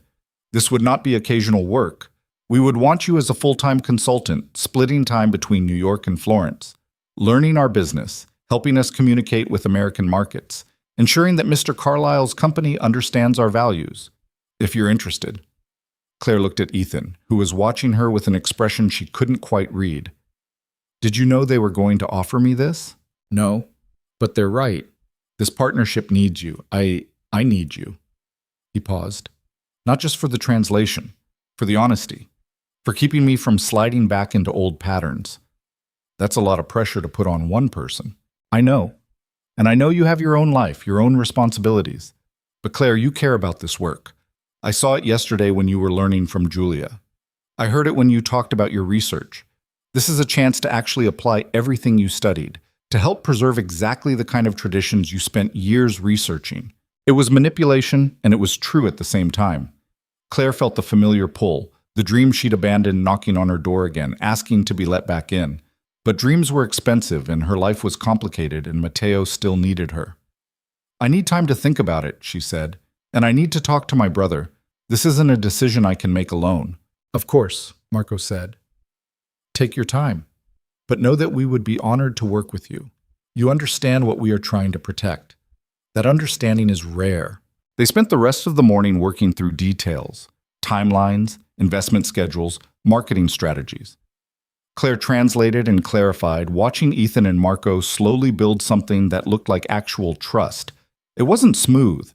They disagreed about market positioning, about pricing strategies, about how fast to expand. But they disagreed as partners, not as adversaries. Around noon, Marco stood up and stretched. Enough business for now. Alessandro will prepare the formal contracts for review. Tonight, we celebrate. Tomorrow, you fly home and begin the real work of partnership. But right now, we eat lunch. They walked to a small trattoria nearby, just the five of them, Marco, Alessandro, Bianca, Ethan, and Claire. The restaurant was clearly a regular spot for the Giordano family. The owner greeted them warmly and brought wine without being asked. To new partnerships, Marco said, raising his glass. And to the courage to try something different. They toasted. The wine was good, the food better, and for a while everything felt possible. Then Ethan's phone rang. He glanced at the screen and his face went pale. "I need to take this. Excuse me." He stepped outside, and through the window Claire could see him pacing, his free hand gesturing sharply. "Trouble?" Alessandro asked quietly. "Probably." His board wasn't happy about him coming here without their approval. I imagine they're even less happy about the terms he just agreed to. When Ethan came back inside 10 minutes later, his jaw was tight and his eyes were hard. He sat down heavily. "That was Harrison, my lead board member. He got wind of the partnership terms somehow." Ethan's voice was carefully controlled. "He's calling an emergency board meeting for Friday morning. He's bringing a motion to remove me as CEO." Claire's stomach dropped. "Can he do that?" "If he has enough votes, yes. He's been building a coalition for months, waiting for me to make a mistake big enough to justify it. Apparently, agreeing to a partnership where we don't have majority control qualifies."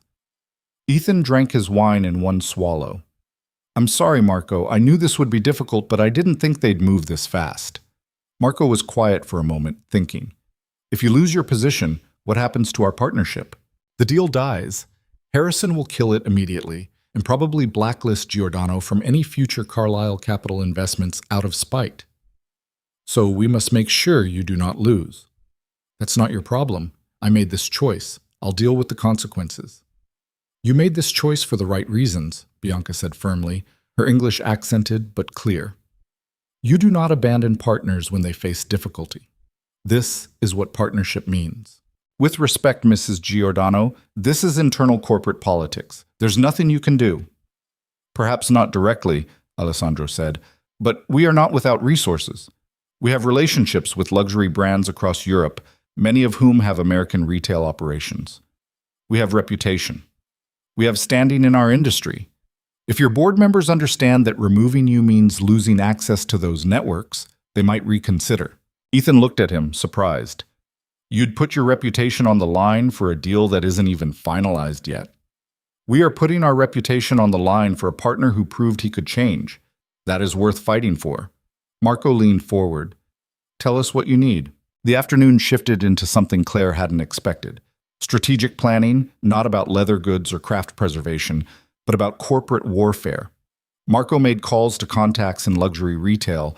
Alessandro drafted statements about the partnership. Bianca reached out to old friends in European business circles. They were mobilizing their network to support Ethan, and watching them work, Claire understood something fundamental about the Giordano family. When they committed to something, they committed fully. By evening, the plan was clear.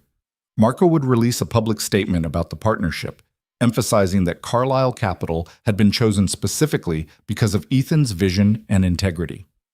Alessandro would reach out to 3 major luxury retailers who had existing relationships with both Giordano and Carlisle Capital, making it clear that those relationships would be strengthened by the partnership and damaged by Ethan's removal. And Bianca would personally call 2 board members she knew through her late husband's business connections, making the case for patience and trust. "This might not be enough," Ethan warned. "Harrison is well-connected and very persuasive, and some of the board members have been looking for an excuse to push me out for years." "Then we make it expensive for them to succeed," Marco said simply. "They must understand that you are not alone in this fight." They worked late into the night at the workshop, which had emptied of artisans but still smelled like leather and labor. Claire drafted press releases, translating between English and Italian, while Ethan made calls to New York and tried to shore up his support on the board. The situation was grim. Harrison had at least 4 confirmed votes, maybe 5. Ethan needed 7 to maintain his position. It was going to be close. Around midnight, Claire found Ethan standing alone in the main workshop, staring at the empty workbenches. "Taking a break?" she asked. "Trying to remember why I'm fighting so hard for this." He gestured around the room. 2 days ago, this was just another acquisition target. Now I'm risking my entire career to protect it. That should feel stupid, but it doesn't. Because it's not stupid. You're protecting something that matters. Harrison will say I'm being sentimental, that I'm letting emotion override business sense, that I'm prioritizing legacy over shareholder value. And what will you say back? That shareholder value is meaningless if we destroy everything valuable in pursuit of it.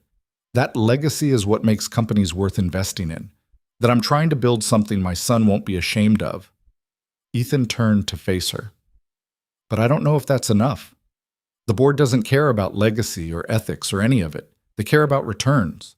Then make the business case. Show them that this partnership model can be profitable while being ethical. Show them the marketing value of being the company that preserves traditions instead of destroying them. Show them that doing the right thing can also be the smart thing. You make it sound simple. It's not simple, but it's possible. And you have people fighting for you now. That has to count for something. Ethan looked at her for a long moment, something vulnerable in his expression. Claire, when this is over, whether I win or lose, I want you to know that you changed something in me. You made me remember that there are things more important than winning, and I'm grateful for that, regardless of how this turns out. Claire felt something tighten in her chest. Dangerous territory, this. She was supposed to be the consultant, the translator, the person who kept professional distance. She wasn't supposed to care this much about whether he succeeded or failed. You changed something in yourself, she said quietly. I just witnessed it. Don't give me credit for your own growth. I'm going to anyway. They stood in the quiet workshop, the space between them charged with something neither of them was ready to name. Then Claire's phone buzzed, breaking the moment. A text from Matteo. How's Italy? Are you saving the world yet? She smiled despite the tension. Not yet. Still working on saving one deal. How are you? Good. Nursing service is actually pretty great. They brought me better medication and showed me some new exercises. I feel like a fancy rich person. You deserve to feel fancy. She hesitated, then added, Matteo, what if I told you I might have a job offer? Full-time, splitting time between New York and Florence, doing research and consulting work. Good money, but it would mean a lot of travel. His response came quickly. I tell you to take it immediately and stop asking permission to have a life. It's not that simple. I need you to stop sacrificing everything for me. Claire, I'm 19. I can manage. You've been putting your life on hold for 8 years. If this job is what you want, take it, please. Claire felt tears prick her eyes. What did I do to deserve you? You raised me after Mom and Dad died. You gave up your dreams so I could have a future. You've earned the right to dream again. Now stop being noble and go live your life. She showed the messages to Ethan, who read them and smiled slightly. Smart kid. The smartest. He's going to be a better person than either of us. That's not a high bar to clear. Ethan's phone buzzed. Another crisis. Another fire to put out. I should get back to damage control. But Claire, think about Marco's offer. Really think about it. Because this partnership needs someone who understands what we're trying to build. And that's you. The next day passed in a blur of preparation and anxiety. Marco's statement went public, generating immediate buzz in luxury retail circles. Alessandro's calls yielded cautious support. The retailers wanted to see how the board vote went before committing fully. Bianca's conversations with board members were polite but non-committal. Everything was balanced on a knife's edge. They flew back to New York that evening, Ethan buried in his laptop the entire flight, preparing for Friday's meeting. Claire tried to sleep but couldn't stop thinking about everything that could go wrong. They landed at JFK at 11 p.m. local time. Jennifer met them at the airport, her face drawn with stress. It's bad, she said without preamble. Harrison's been working the board hard. He's got 5 confirmed votes, maybe 6. And he's threatening to leak the Hendricks story to the business press if you don't step down voluntarily. Let him, Ethan said. I'm not stepping down. Ethan, if that story breaks, it'll destroy your reputation. Every deal you've ever made will be re-examined. Shareholders will panic. Then I'll own it. I'll tell the truth about what happened and what I learned from it. But I won't let Harrison use my past mistakes to kill something good. Jennifer looked at Claire, desperate for support. Can you talk sense into him? He is making sense, Claire said. Sometimes the right thing and the smart thing are the same thing. You just have to be brave enough to do it. The car ride to Manhattan was tense. Ethan dropped Claire at her apartment in Brooklyn, promising to call her after the board meeting tomorrow. Good luck, she said as she got out. And Ethan, whatever happens, you did the right thing. Remember that. He nodded, but his face was set with worry. The car pulled away and Claire climbed the stairs to her apartment, feeling the weight of everything settle on her shoulders. Matteo was still awake, playing video games on the couch. He looked up when she came in, his face breaking into a grin. You're back! How was Italy? Did you save the billionaire? I don't know yet. Ask me tomorrow after his board tries to fire him. That's dramatic. I like it. Matteo paused his game. Seriously, though, are you okay? You look exhausted. I am exhausted, but I'm also more alive than I've been in years. Claire sat down next to him. Matteo, they offered me a job.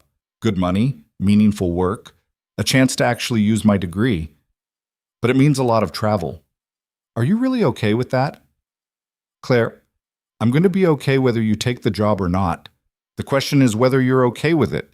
Do you want this job? She thought about this workshop in Florence, about Julia's patient teaching, about watching Marco and Ethan build something new and fragile and important. She thought about her abandoned thesis, about years of research gathering dust, about the possibility of doing work that actually mattered. Yes, she said quietly. I want it. I'm terrified of it, but I want it. Then take it and stop being terrified. You're brilliant and capable, and you've been wasting your brain on water glasses for too long. It's time to do something that actually challenges you. Claire hugged her brother, feeling grateful and scared and hopeful all at once. The next morning, she woke to a text from Ethan. Board meeting starts at 10. Say a prayer or whatever you do. I'll call you after. She spent the morning pacing her apartment, unable to focus on anything. Matteo made her breakfast, which she barely touched. The nursing service came by for his physical therapy, and Claire tried to work on her laptop but ended up just staring at the screen. At 11:30, her phone rang. Ethan's name on the screen. She answered immediately. What happened? I'm still CEO. His voice was rough, exhausted, triumphant. Barely. The vote was 7-5. Marco's statement swayed two board members who were on the fence. They didn't want to be seen as the company that killed a partnership with one of Europe's most respected luxury brands. Harrison's furious, but he's outvoted. The Giordano deal is approved. Claire felt relief crash through her so powerfully she had to sit down. Ethan, that's incredible. It's not over. Harrison's going to keep fighting, and I made a lot of enemies today. But Claire, we did it. The partnership is real, and I get to keep trying to be the person I want to be instead of the person I was. I'm proud of you. Don't be proud yet. Now comes the hard part, actually making this work. He paused. Have you thought about Marco's offer? Yes. And? Claire took a breath, feeling the future open up in front of her like a door she'd thought was locked forever. And I'm going to say yes, on one condition. What's that? You let me finish my master's degree while I'm doing the consulting work, part-time, online, whatever it takes, because if I'm going to help preserve traditional craftsmanship, I should actually complete my research on how it works. Ethan laughed, the sound lighter than she'd ever heard it. Done. I'll pay for the degree as part of your compensation package. Anything else? Just one thing. Don't forget what you learned in Florence. Don't let the board or the pressure or the money turn you back into the person who destroyed Hendrik. Because if you do, I'm walking away. Partnership or no partnership. I won't forget, I promise. You'll make sure I don't. They talked for a few more minutes about logistics and next steps. When they hung up, Claire sat in her apartment holding her phone, trying to process the fact that her entire life had just changed. She'd come to that restaurant 5 days ago carrying water glasses and crushing debt and no future she could see. Now she had a career, a purpose, and the chance to finish what she'd started 8 years ago. It felt impossible. It felt terrifying. It felt exactly right. Matteo appeared in the doorway. So, did the billionaire survive? He survived, and I have a job. Hell yes! Matteo punched the air. My sister, the international business consultant. That's so much cooler than my sister, the waitress. Both versions of me are the same person, you know. I know. But this version gets to travel to Italy and use her brain and probably makes enough money that I can stop feeling guilty about my medical bills. You should never feel guilty about those. Well, now I don't have to. So everybody wins. He grinned. When do you start? Next week, apparently. I need to give notice at Luminaire, pack for another trip to Florence, and figure out how online graduate programs work. Busy schedule, better get started. Claire stood up, feeling energy return to her body. She had work to do, real work, important work, work that mattered. And for the first time in 8 years, she let herself believe that maybe, just maybe, everything was going to be okay. 3 months later, Claire stood in a conference room on the 42nd floor of Carlisle Capital, watching Ethan present the Giordano partnership results to a room full of skeptical executives. Through the windows behind him, Manhattan spread out in all directions, but her mind kept drifting back to Florence, to the workshop where she'd spent the last 6 weeks learning the language of leather and tradition. Revenue is up 18% in the luxury segment, Ethan was saying, clicking through slides that Claire had helped prepare. Customer retention is the highest we've ever seen, and the waiting list for Giordano pieces is now 6 months long. We're not just selling bags, we're selling authenticity, craftsmanship, and a story that resonates with consumers who are tired of disposable goods. Harrison sat in the corner, arms crossed, his face set in permanent disapproval. He'd lost the vote to remove Ethan, but he hadn't stopped fighting. Every board meeting became a battlefield, every decision a referendum on whether Ethan's new approach was sustainable or just expensive sentiment. The margins are still lower than our other luxury acquisitions, Harrison said when Ethan finished. We're investing 30 million euros for returns that won't break even for at least 3 years. That's not good business, Ethan. That's charity with a corporate veneer. It's investment in long-term value, Ethan countered. Giordano isn't a quick flip. It's a foundational piece of a new portfolio strategy, preserving legacy brands that have cultural significance and loyal customer bases. We've already had inquiries from 3 other European manufacturers who want similar partnerships. This isn't just one deal. It's a new model. A model that requires us to give up control and accept lower returns. You're asking shareholders to be patient while you experiment with feel-good capitalism. Claire watched Ethan's jaw tighten. 3 months ago, he would have responded with aggression, with dominance, with the kind of corporate warfare that made boardrooms go quiet. Now he took a breath and said something different. You're right that this requires patience. You're right that the returns are slower. But Harrison, what you're missing is that customers are changing. They want to know where their products come from. They want to support companies that actually value craftsmanship over exploitation. Giordano gives us credibility in that market, and that credibility is worth more than quick profits. We'll see if shareholders agree at the next quarterly review. Harrison stood up, gathering his papers. I hope you're prepared to defend these numbers when they start asking why their dividends are being sacrificed for Italian artisans. He left. The room exhaled collectively. Jennifer closed her laptop and looked at Ethan with a mixture of admiration and concern. He's going to keep pushing, she said quietly. Every quarter, every board meeting. You know that, right? I know, but I also know we're building something that works. It just takes time to prove it. Ethan looked at Claire. Ready for Florence? Our flight leaves in 4 hours. Ready, though I still think you're overpacking for a 3-day trip. I'm bringing James this time. 5-year-olds require a lot of luggage. That was new. In 3 months of partnership work, Ethan had kept his son carefully separate from his business life, a wall he was only now starting to dismantle. Bringing James to Florence felt significant, like Ethan was finally letting the different parts of his life touch each other. They flew out that evening, James bouncing in his seat with excitement about his first trip to Italy. Claire watched Ethan try to balance work emails with his son's constant questions, watched him slowly close the laptop and just be present. It was clumsy, imperfect. He still reflexively reached for his phone every few minutes, but it was progress. Claire, how do you say airplane in Italian? James asked, pressing his face to the window. Aereo, she said, smiling. And cloud is nuvola, and the sky is il cielo. Il cielo, James repeated carefully. Dad, are you listening? Il cielo means sky. Ethan looked up from his phone, guilty. I heard. Il cielo. That's beautiful. You weren't listening. You were looking at your emails. You're right. I'm sorry. Tell me again?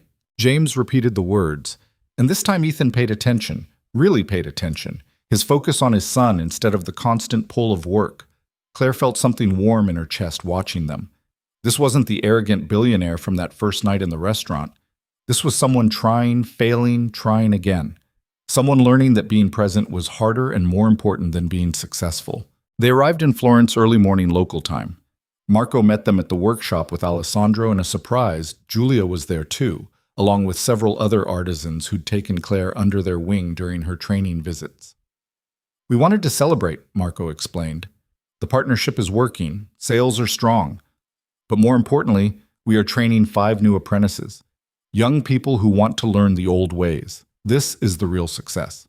James was fascinated by everything. The smell of leather, the tools hanging on walls, the careful precision of hands shaping material into art.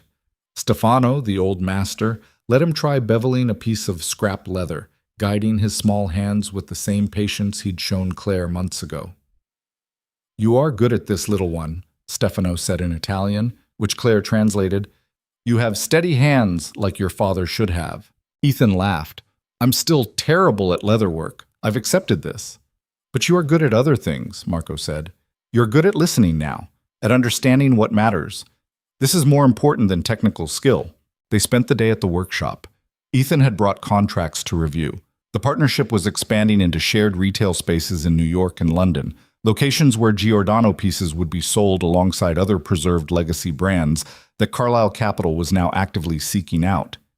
But instead of diving into paperwork immediately, Ethan let James explore, answered his questions, showed him how the artisans worked. Claire watched father and son together, saw how Ethan was trying to show James that work could be about more than just winning, that it could be about building, preserving, honoring things that mattered. It wasn't perfect. Ethan still checked his phone too often, still got distracted by emails, but he was trying, and trying was enough. That evening, Marco invited them all to his home again. Lucia had prepared a feast, and the house was full of family.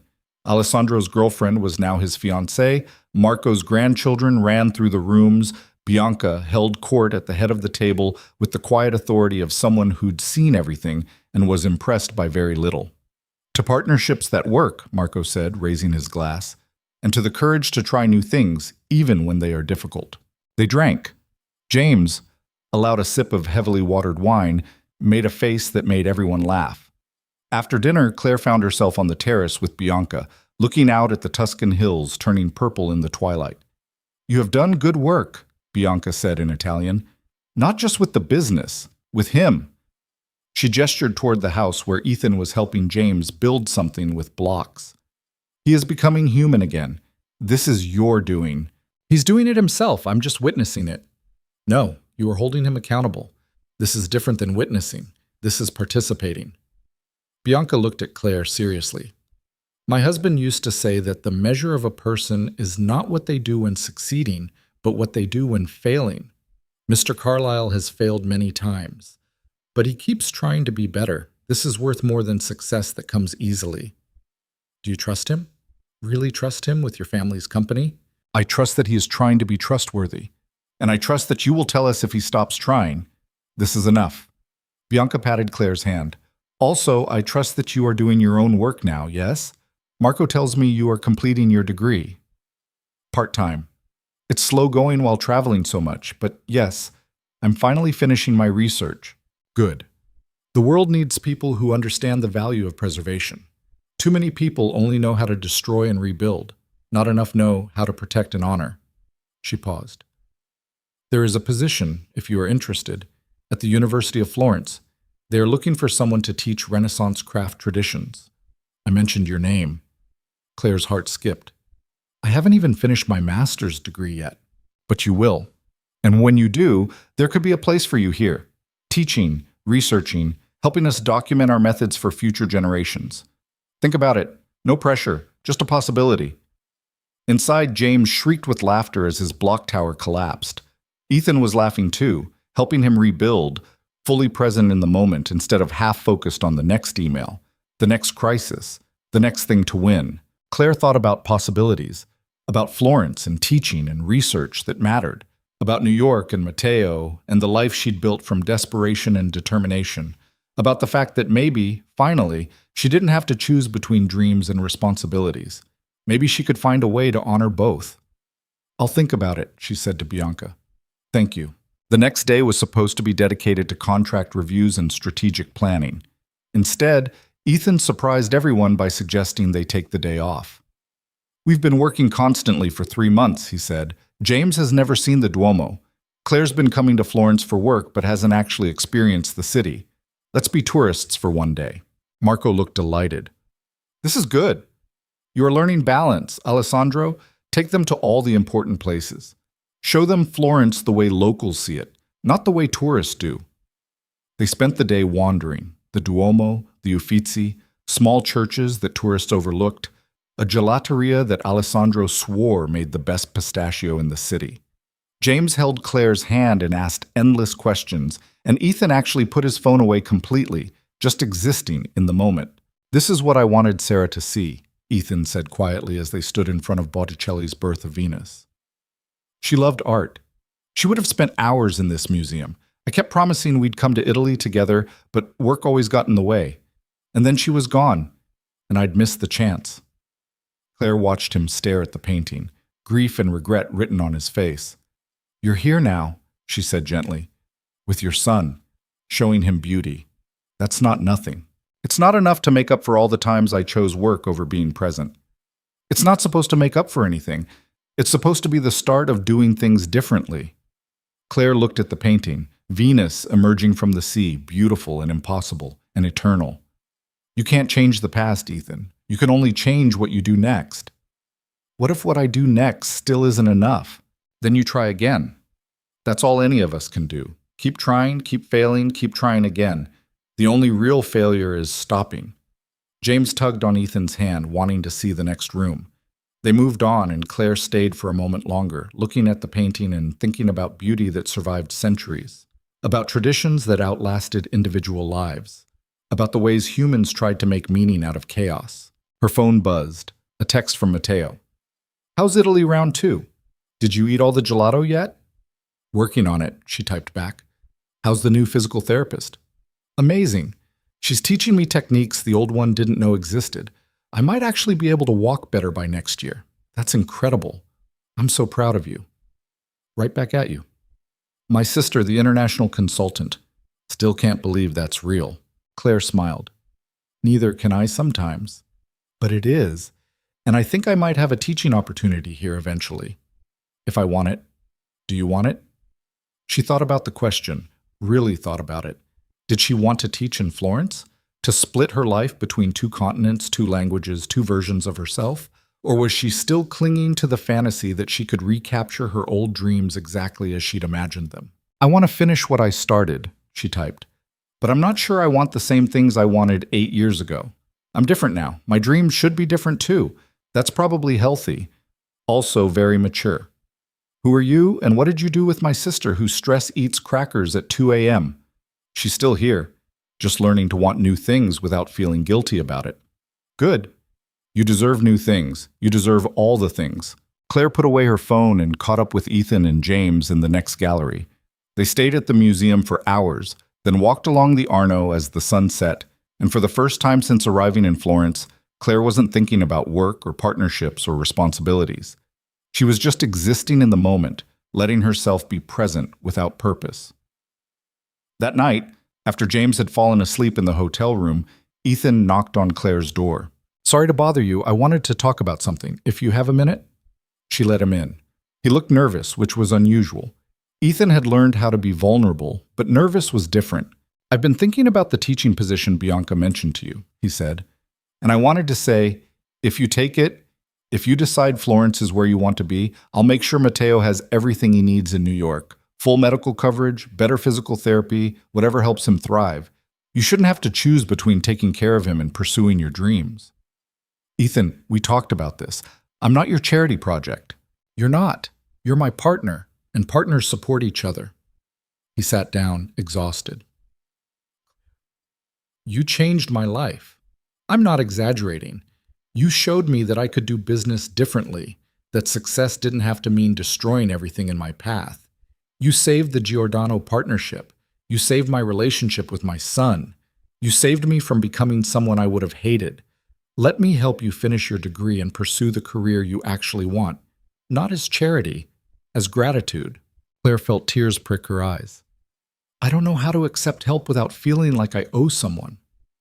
"Then learn. The same way I'm learning how to give help without expecting control in return. We're both figuring this out as we go."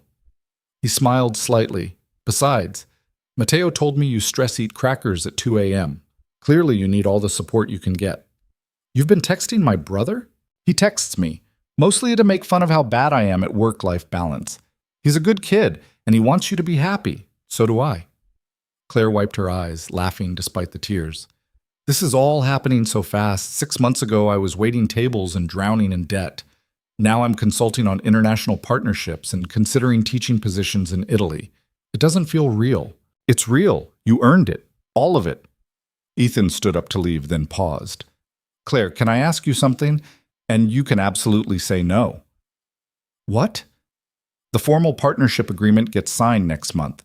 We're having a celebration in New York. Board members, investors, the Giordano family, press. It's going to be this big corporate event that I usually hate. But I'd like you there. Not as my employee or my consultant, as my friend. If that's something you'd be comfortable with. Friend. The word felt both too small and exactly right for what they'd become to each other.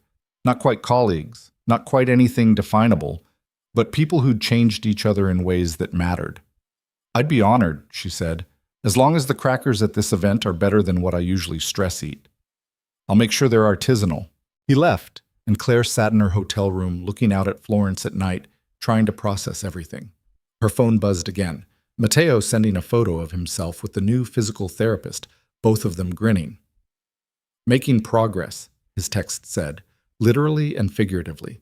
Stop worrying about me and go live your life. She typed back, I'm trying. It's harder than it looks. Everything worth doing is. Now go to sleep. You have a billionaire to keep honest tomorrow. Claire smiled and got ready for bed. Tomorrow they'd finalize retail agreements and discuss expansion strategies. Tomorrow she'd continue being the bridge between Ethan's ambition and Marco's traditions. Tomorrow she'd keep building this new life she was still learning to inhabit. But tonight, she let herself feel grateful for the impossible chain of events that had brought her here. The humiliation in a restaurant, the desperate gamble on a phone call, the slow transformation of a man who'd forgotten how to be human. Sometimes, Claire thought as she drifted off to sleep, the best things in life came from the worst moments. You just had to be brave enough to keep showing up. The partnership signing event happened 4 weeks later in a ballroom at the Plaza Hotel that probably cost more to rent than Claire's entire yearly salary. She wore a dress she'd bought specifically for the occasion. Not too formal, not too casual, the kind of thing that said, professional consultant who knows her value, instead of waitress pretending to belong here. The room was full of people who doubted this partnership would work. Harrison was there, looking sour but polite. The board members who'd almost voted Ethan out were making small talk and pretending they'd supported him all along. Investors clustered around Marco and Alessandro, suddenly very interested in the traditional craftsmanship they'd dismissed 6 months ago. Claire stood near the windows, watching it all unfold, when Giulia appeared at her elbow. Too many fancy people, Giulia said in Italian, her discomfort obvious. I prefer the workshop. Me too, Claire agreed. But this is part of it, the performance that makes the real work possible. You sound like Marco. He says the same thing. Giulia looked at her seriously. Are you going to take the teaching position? He told me the university is waiting for your answer. I don't know yet. I love the work I'm doing now. I love splitting time between New York and Florence, but teaching feels like going back to who I was before everything fell apart, and I'm not sure that person exists anymore. Good. That person was just beginning. This person is actually living. Giulia squeezed her arm. Don't go backward, Claire. Go forward. Teach if it serves your future, not your past. Across the room, Ethan was talking to a reporter, and Claire heard him say something that made her smile. The Giordano partnership works because we stopped treating it like an acquisition and started treating it like a relationship. That requires patience, respect, and the willingness to admit when you're wrong. Those aren't traditional business values, but maybe they should be. The reporter scribbled notes, clearly surprised by the answer. Harrison, standing nearby, looked like he'd swallowed something bitter. James appeared, tugging on Claire's dress. Are you coming to the signing? Dad said you have to be there because you're important. I'm not important. I'm just the translator. Dad says you're more than that. He says you're the reason any of this worked. James took her hand. Come on. They're about to start. She let him pull her toward the front of the room, where a table had been set up with contracts and photographers and too many people crowding around. Marco saw her and gestured for her to come closer. You should be in the photographs, he said. This partnership is as much your work as anyone's. Marco, I'm just a consultant. You are the heart of this partnership. You understood what we were trying to protect before any of us could articulate it. You belong in this moment. So Claire stood there, awkward and honored, as Ethan and Marco signed the formal agreements. Cameras flashed. People applauded. Harrison managed a tight smile, and Claire felt the strange unreality of watching her life transform in real time. After the signing, there were speeches. Marco talked about tradition and innovation. Alessandro discussed the new apprenticeship programs. One of the board members gave a corporate speech about shareholder value that made everyone's eyes glaze over. Then Ethan took the microphone and the room went quiet. 6 months ago, I was about to make the biggest mistake of my career, he said. I was trying to acquire the Giordano company the same way I'd acquired dozens of companies before, with aggression, control, and complete certainty that I knew better than the people who'd built something over 90 years. I was wrong. And I probably would have destroyed this partnership before it even began if not for one person. He looked directly at Claire. Claire Bennett was a waitress at the restaurant where I was failing to negotiate with Marco. She overheard me destroying 18 months of work with arrogance and cultural insensitivity. And instead of staying silent, instead of letting me fail, she stepped in and showed me a different way. She taught me that business could be built on respect instead of dominance. That some things are worth protecting even when they're not immediately profitable. That changing yourself is harder and more important than changing others. Claire felt her face flush as everyone turned to look at her. Claire, you saved this partnership, but more than that, you saved me from becoming someone I would have hated. You reminded me that my son deserves a father who's present, not just successful. You showed me that admitting weakness is actually strength, and you did all of this while finishing your own degree, taking care of your brother, and learning a craft that most people wouldn't have the patience to attempt. Ethan's voice was rough with emotion. So this partnership signing isn't just about Carlisle Capital and Giordano. It's about what happens when people have the courage to challenge each other to be better. Thank you for having that courage. Thank you for not giving up on me even when I gave you every reason to. Mocos. The room applauded. Claire blinked back tears, overwhelmed and embarrassed and grateful all at once. Across the room, she saw Matteo, who'd insisted on coming despite his fatigue, grinning and giving her a thumbs up. After the speeches, people clustered around the bar and the hors d'oeuvres. Claire escaped to the terrace, needing air and quiet and a moment to process everything. She was standing there, looking out at Central Park, when her phone rang. An unknown number with an Italian country code. Hello? Ms. Bennett? This is Professor Martinelli from the University of Florence. I hope I'm not calling at a bad time. Claire's heart started pounding. No, not at all. How can I help you? I wanted to follow up on the teaching position we discussed. We've reviewed your research proposal and your work with the Giordano partnership. The department would like to offer you a visiting professorship starting next semester. You'd teach one seminar on Renaissance craft traditions and have time to complete your own research. The position includes housing in Florence and a research budget. Are you interested? Claire looked through the windows at the ballroom, at Ethan talking to investors, at Marco and his family celebrating, at the life she'd built from nothing but desperation and stubbornness. Then she looked out at New York, at the city that had almost broken her, but had also made her stronger. Can I think about it? She asked. I need to talk to my family first. Of course. Take your time. But Ms. Bennett, I want you to know your work matters. The research you've done on preserving traditional craftsmanship while encouraging innovation is exactly what our program needs. We would be honored to have you. They hung up. Claire stood on the terrace, holding her phone, feeling the weight of choices pressing down on her. Matteo found her a few minutes later, navigating the terrace carefully with his cane. You okay? You look like someone just offered you something impossible. The university in Florence wants me to teach there, starting next semester. That's amazing. Why do you look terrified? Because it means leaving New York, leaving you. And yes, I know you're 19 and don't need me hovering, but Matteo, you're my family. You're the reason I kept going when everything fell apart. How do I just leave you? Matteo sat down on one of the terrace chairs, exhausted from standing. Claire, do you remember what you told me when I wanted to quit physical therapy because it was too hard and too painful? That anything worth having requires fighting for. Right. So fight for this. Fight for your career and your research and your dreams. Stop Stop treating my existence like an obligation you have to fulfill. I'm going to be fine.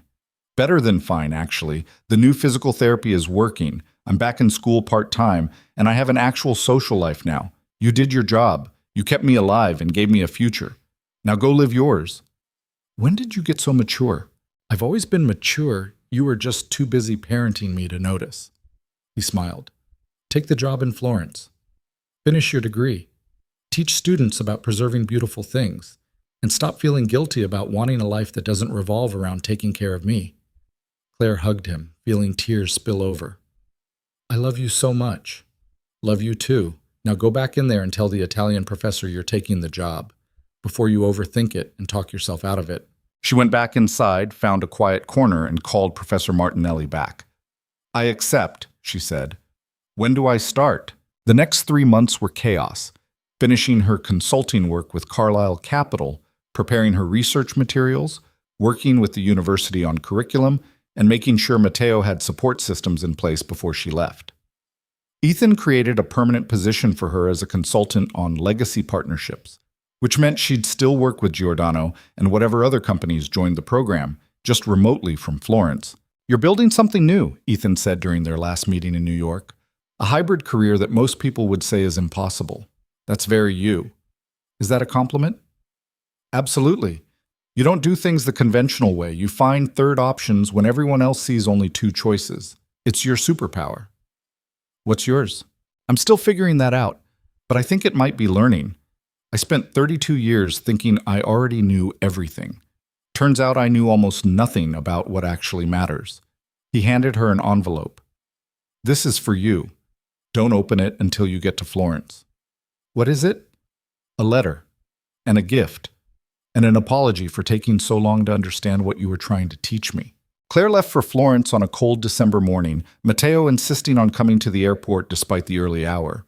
They said goodbye at security, awkward, emotional, full of promises to video chat weekly and visit during breaks. Make me proud, Matteo said. I thought I already did that. You did. Now keep doing it, forever. No pressure. She laughed through tears, hugged him one more time, and went through security. The flight was long, and Claire slept poorly, too anxious about everything changing again. But when she landed in Florence and saw the city spread out beneath the plane, she felt something settle in her chest. This was right. Terrifying, but right. Professor Martinelli met her at the airport, along with Julia, who'd apparently adopted Claire as a personal project. They drove her to her new apartment, a small place near the university with a view of terracotta roofs and the Duomo in the distance. It was barely furnished, cold despite the heater, and absolutely perfect. Classes start in 2 weeks, Professor Martinelli said. That gives you time to settle in and prepare. But please, if you need anything, the department is here to support you. After he left, Julia helped Claire unpack. They worked in comfortable silence, and when Julia finally left, Claire sat on her new couch in her new apartment in her new life, trying to believe it was real. She remembered Ethan's envelope and opened it carefully. Inside was a letter, handwritten, and a check that made her gasp. The letter read, Claire, by the time you read this, you'll be in Florence starting your teaching position. I wanted to write this now while I still have the clarity to express what your friendship has meant to me. You met me at my worst, arrogant, dismissive, so convinced of my own rightness that I'd lost sight of basic human decency. You could have walked away. Instead, you challenged me to be better, not with judgment or contempt, but with honesty and the belief that change was possible. I'm not the same person I was 6 months ago. I'm not even sure who I'm becoming, but I know that whoever that person is, they're better because you refuse to let me settle for being less than I could be. The check is for your student loans, all of them. Not as payment, you've earned far more than I could ever compensate you for. But as a gift, so you can start this new chapter without the weight of old debt holding you back. You fought for your dreams while carrying impossible burdens. You don't have to carry them anymore. Thank you for saving the Giordano partnership. Thank you for helping me become a better father to James. Thank you for showing me that success without integrity is just expensive emptiness. You're going to be an extraordinary professor. Your students are lucky to learn from someone who understands that preserving beauty is as important as creating it. Your friend Ethan. Claire read the letter 3 times, crying and laughing and feeling grateful and overwhelmed. The check was for $127,000. the exact amount of her student debt. She'd mentioned it once, months ago, in passing. He'd remembered. She called him immediately. He answered on the first ring. "Did you open it?" he asked. "Ethan, I can't accept this. It's too much. It's not nearly enough. And yes, you can accept it. Consider it an investment in your future. The world needs more people like you, people who understand that some things are worth preserving even when they're not profitable. Teach your students that. Research it. Write about it. Make it matter." "I don't know what to say. Say you'll keep in touch. Say you'll come back to New York sometimes and tell me when I'm slipping back into old patterns. Say you'll remember that you changed someone's life just by refusing to let them fail quietly." "I'll do all of those things. Thank you, Ethan, for everything. Thank you, Claire, for being brave enough to speak up when it mattered." They talked for a while longer, about James's excitement about starting kindergarten, about the new legacy partnerships Carlisle Capital was pursuing, about Mateo's progress in physical therapy. Then they said goodbye, and Claire sat in her Florence apartment holding her phone, feeling the weight of her old life finally lift. Her first semester teaching was hard. Her Italian was fluent, but academic lecturing required different skills. Her students were skeptical at first, this young American professor who claimed to understand Renaissance craft traditions.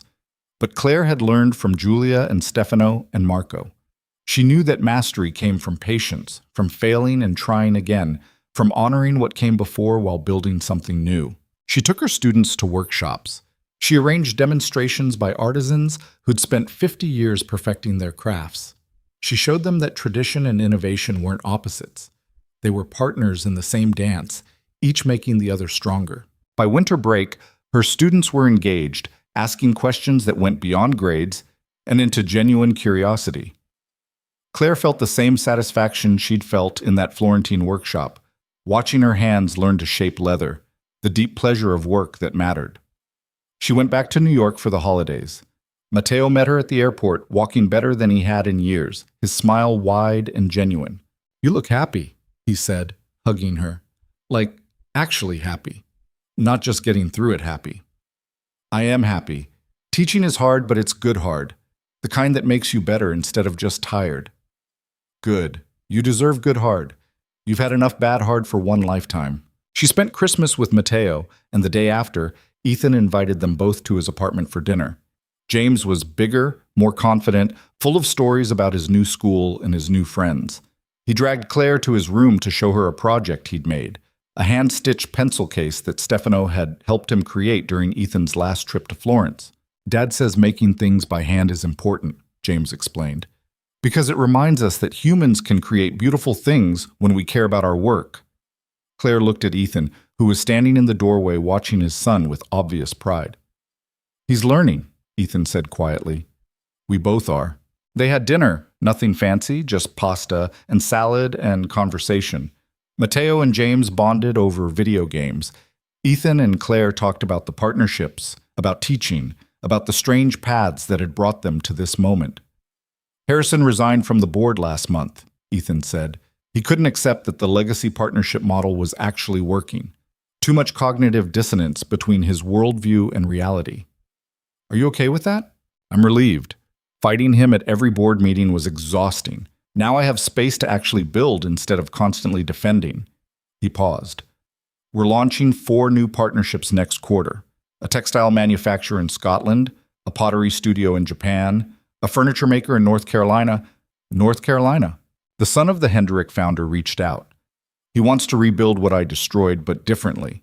With protections, with respect for the workers, with actual commitment to craft. He asked if I'd partner with him." Ethan's voice was rough. "I said yes. I can't undo what I did 8 years ago. But maybe I can help build something better in its place." Claire reached across the table and squeezed his hand. "That's good. That's really good. It's terrifying, but most good things are." Later, after Matteo and James had fallen asleep in front of a movie, Claire and Ethan stood on his terrace, looking out at Manhattan, glittering in the cold December night. "Do you ever regret it?" Ethan asked. "Taking this job in Florence? Leaving New York?" "Sometimes. But regret is complicated. I miss Matteo. I miss the life I knew. But I also love what I'm building. Both things are true." That's very mature of you. I learned it from watching someone learn to balance being a father and being a CEO. Turns out you can be multiple things at once. You just have to accept that you'll be imperfect at all of them. Ethan laughed. I'm definitely imperfect at all of them, but I'm trying. That's something. They stood in comfortable silence, and Claire thought about all the impossible things that had happened since that night in the restaurant. She'd been invisible then, just another waitress bringing water to people who didn't see her.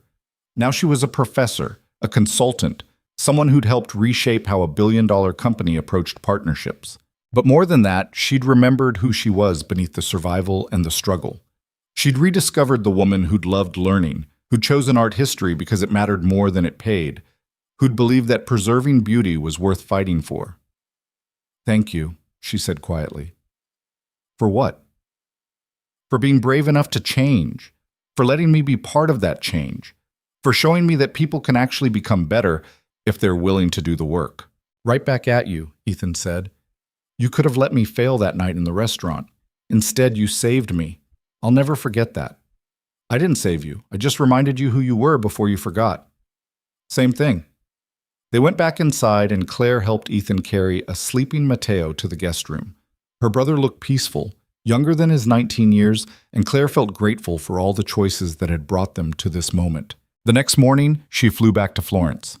The semester started in 2 weeks, and she had lectures to prepare, research to continue, a life to keep building. It wasn't the life she'd imagined at 22 when she'd first started her master's program.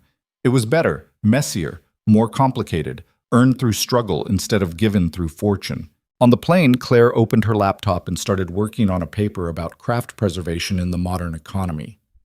She wrote about the Giordano partnership, about what happened when businesses prioritized legacy over quarterly earnings. She wrote about the artisans who'd taught her patience and precision. She wrote about the ways humans create meaning through work that matters. And she wrote about transformation, how people could change if they had the courage to admit they were wrong, the humility to learn from others, and the persistence to keep trying even when failure seemed inevitable.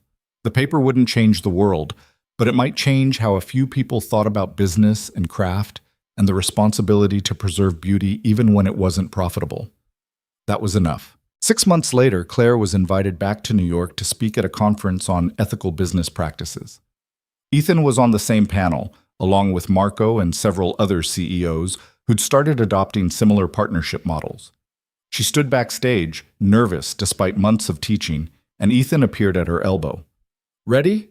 He asked. No, you? Not even a little, but we're doing it anyway. They walked out together and Claire looked at the audience. Hundreds of business people who'd come to hear about building companies that valued more than just profit. She thought about the waitress she'd been, invisible and exhausted and certain her dreams were dead. She thought about the woman she'd become, imperfect, still learning, but no longer invisible. And she stepped up to the microphone and started talking about what happened when you were brave enough to speak up, even when the person you were challenging had all the power. About what happened when you demanded that people be better and refused to accept less. About what happened when you built partnerships based on respect instead of control. About what happened when you preserved beauty instead of destroying it for profit. The audience listened. Some looked skeptical, others looked interested. A few looked like they were actually hearing something that might change how they did business. That was enough. After the panel, a young woman approached Claire, maybe 25, wearing a server's uniform from the hotel restaurant where the conference was being held. "Excuse me," the woman said nervously. "I heard you speak about how you were a waitress and now you're a professor. I'm working 3 jobs and trying to finish my degree, and sometimes I think I'm crazy for not just giving up. But you didn't give up, so maybe I shouldn't either." Claire looked at this woman who reminded her so much of herself, and she said the thing she wished someone had said to her 8 years ago. You're not crazy. You're brave, and the world needs people who are brave enough to fight for dreams that don't come easily. Keep going. It's worth it. I promise. The woman thanked her and left. Claire stood in the conference center watching people network and make connections, and she felt the weight of her choices settle into something like peace. She'd built a life from broken pieces. She'd turned humiliation into opportunity. She'd helped a broken man remember his humanity. She'd preserved traditions that might have died. She'd taught students to value beauty over efficiency. It wasn't the life she'd planned. It was better. That evening, Ethan hosted a small dinner Just Claire, Matteo, James, Marco's family who'd flown in for the conference, and a few of the artisans from the Florentine workshop who'd come to see New York. They ate at a restaurant that served simple, beautiful food, and they talked about work and family and the strange paths that brought people together. To impossible partnerships, Marco said, raising his glass. And to the courage to try new things, even when everyone says they will fail. They drank. Claire looked around the table, at these people who'd become family through shared work and mutual respect. At Matteo, thriving and independent. At James, learning that work could be about more than winning. At Ethan, still imperfect but trying every day to be better. At herself reflected in the window, no longer invisible, no longer just surviving, but actually living. And she thought about how sometimes the worst moments led to the best transformations, how humiliation could become opportunity, how desperation could become determination, how invisible people could become essential. The story didn't end with perfect resolution. Claire still struggled with balancing her career and her family. Ethan still fought with his board about prioritizing legacy over profit. Marco's company still faced challenges from fast fashion and changing markets. Matteo still dealt with his disability and all its complications. But they were all trying. Building, failing, trying again. Creating partnerships based on respect. Preserving beauty even when it was difficult. Becoming better versions of themselves through the hard work of actual change. And that, Claire thought as she laughed at something Alessandro said, as she watched James show Matteo photos from his recent trip to Florence, as she caught Ethan's eye across the table and saw gratitude and friendship reflected back at her. That was enough. Not perfect, not easy, not the fantasy she'd once imagined, but real, hard-won, worth fighting for. Enough.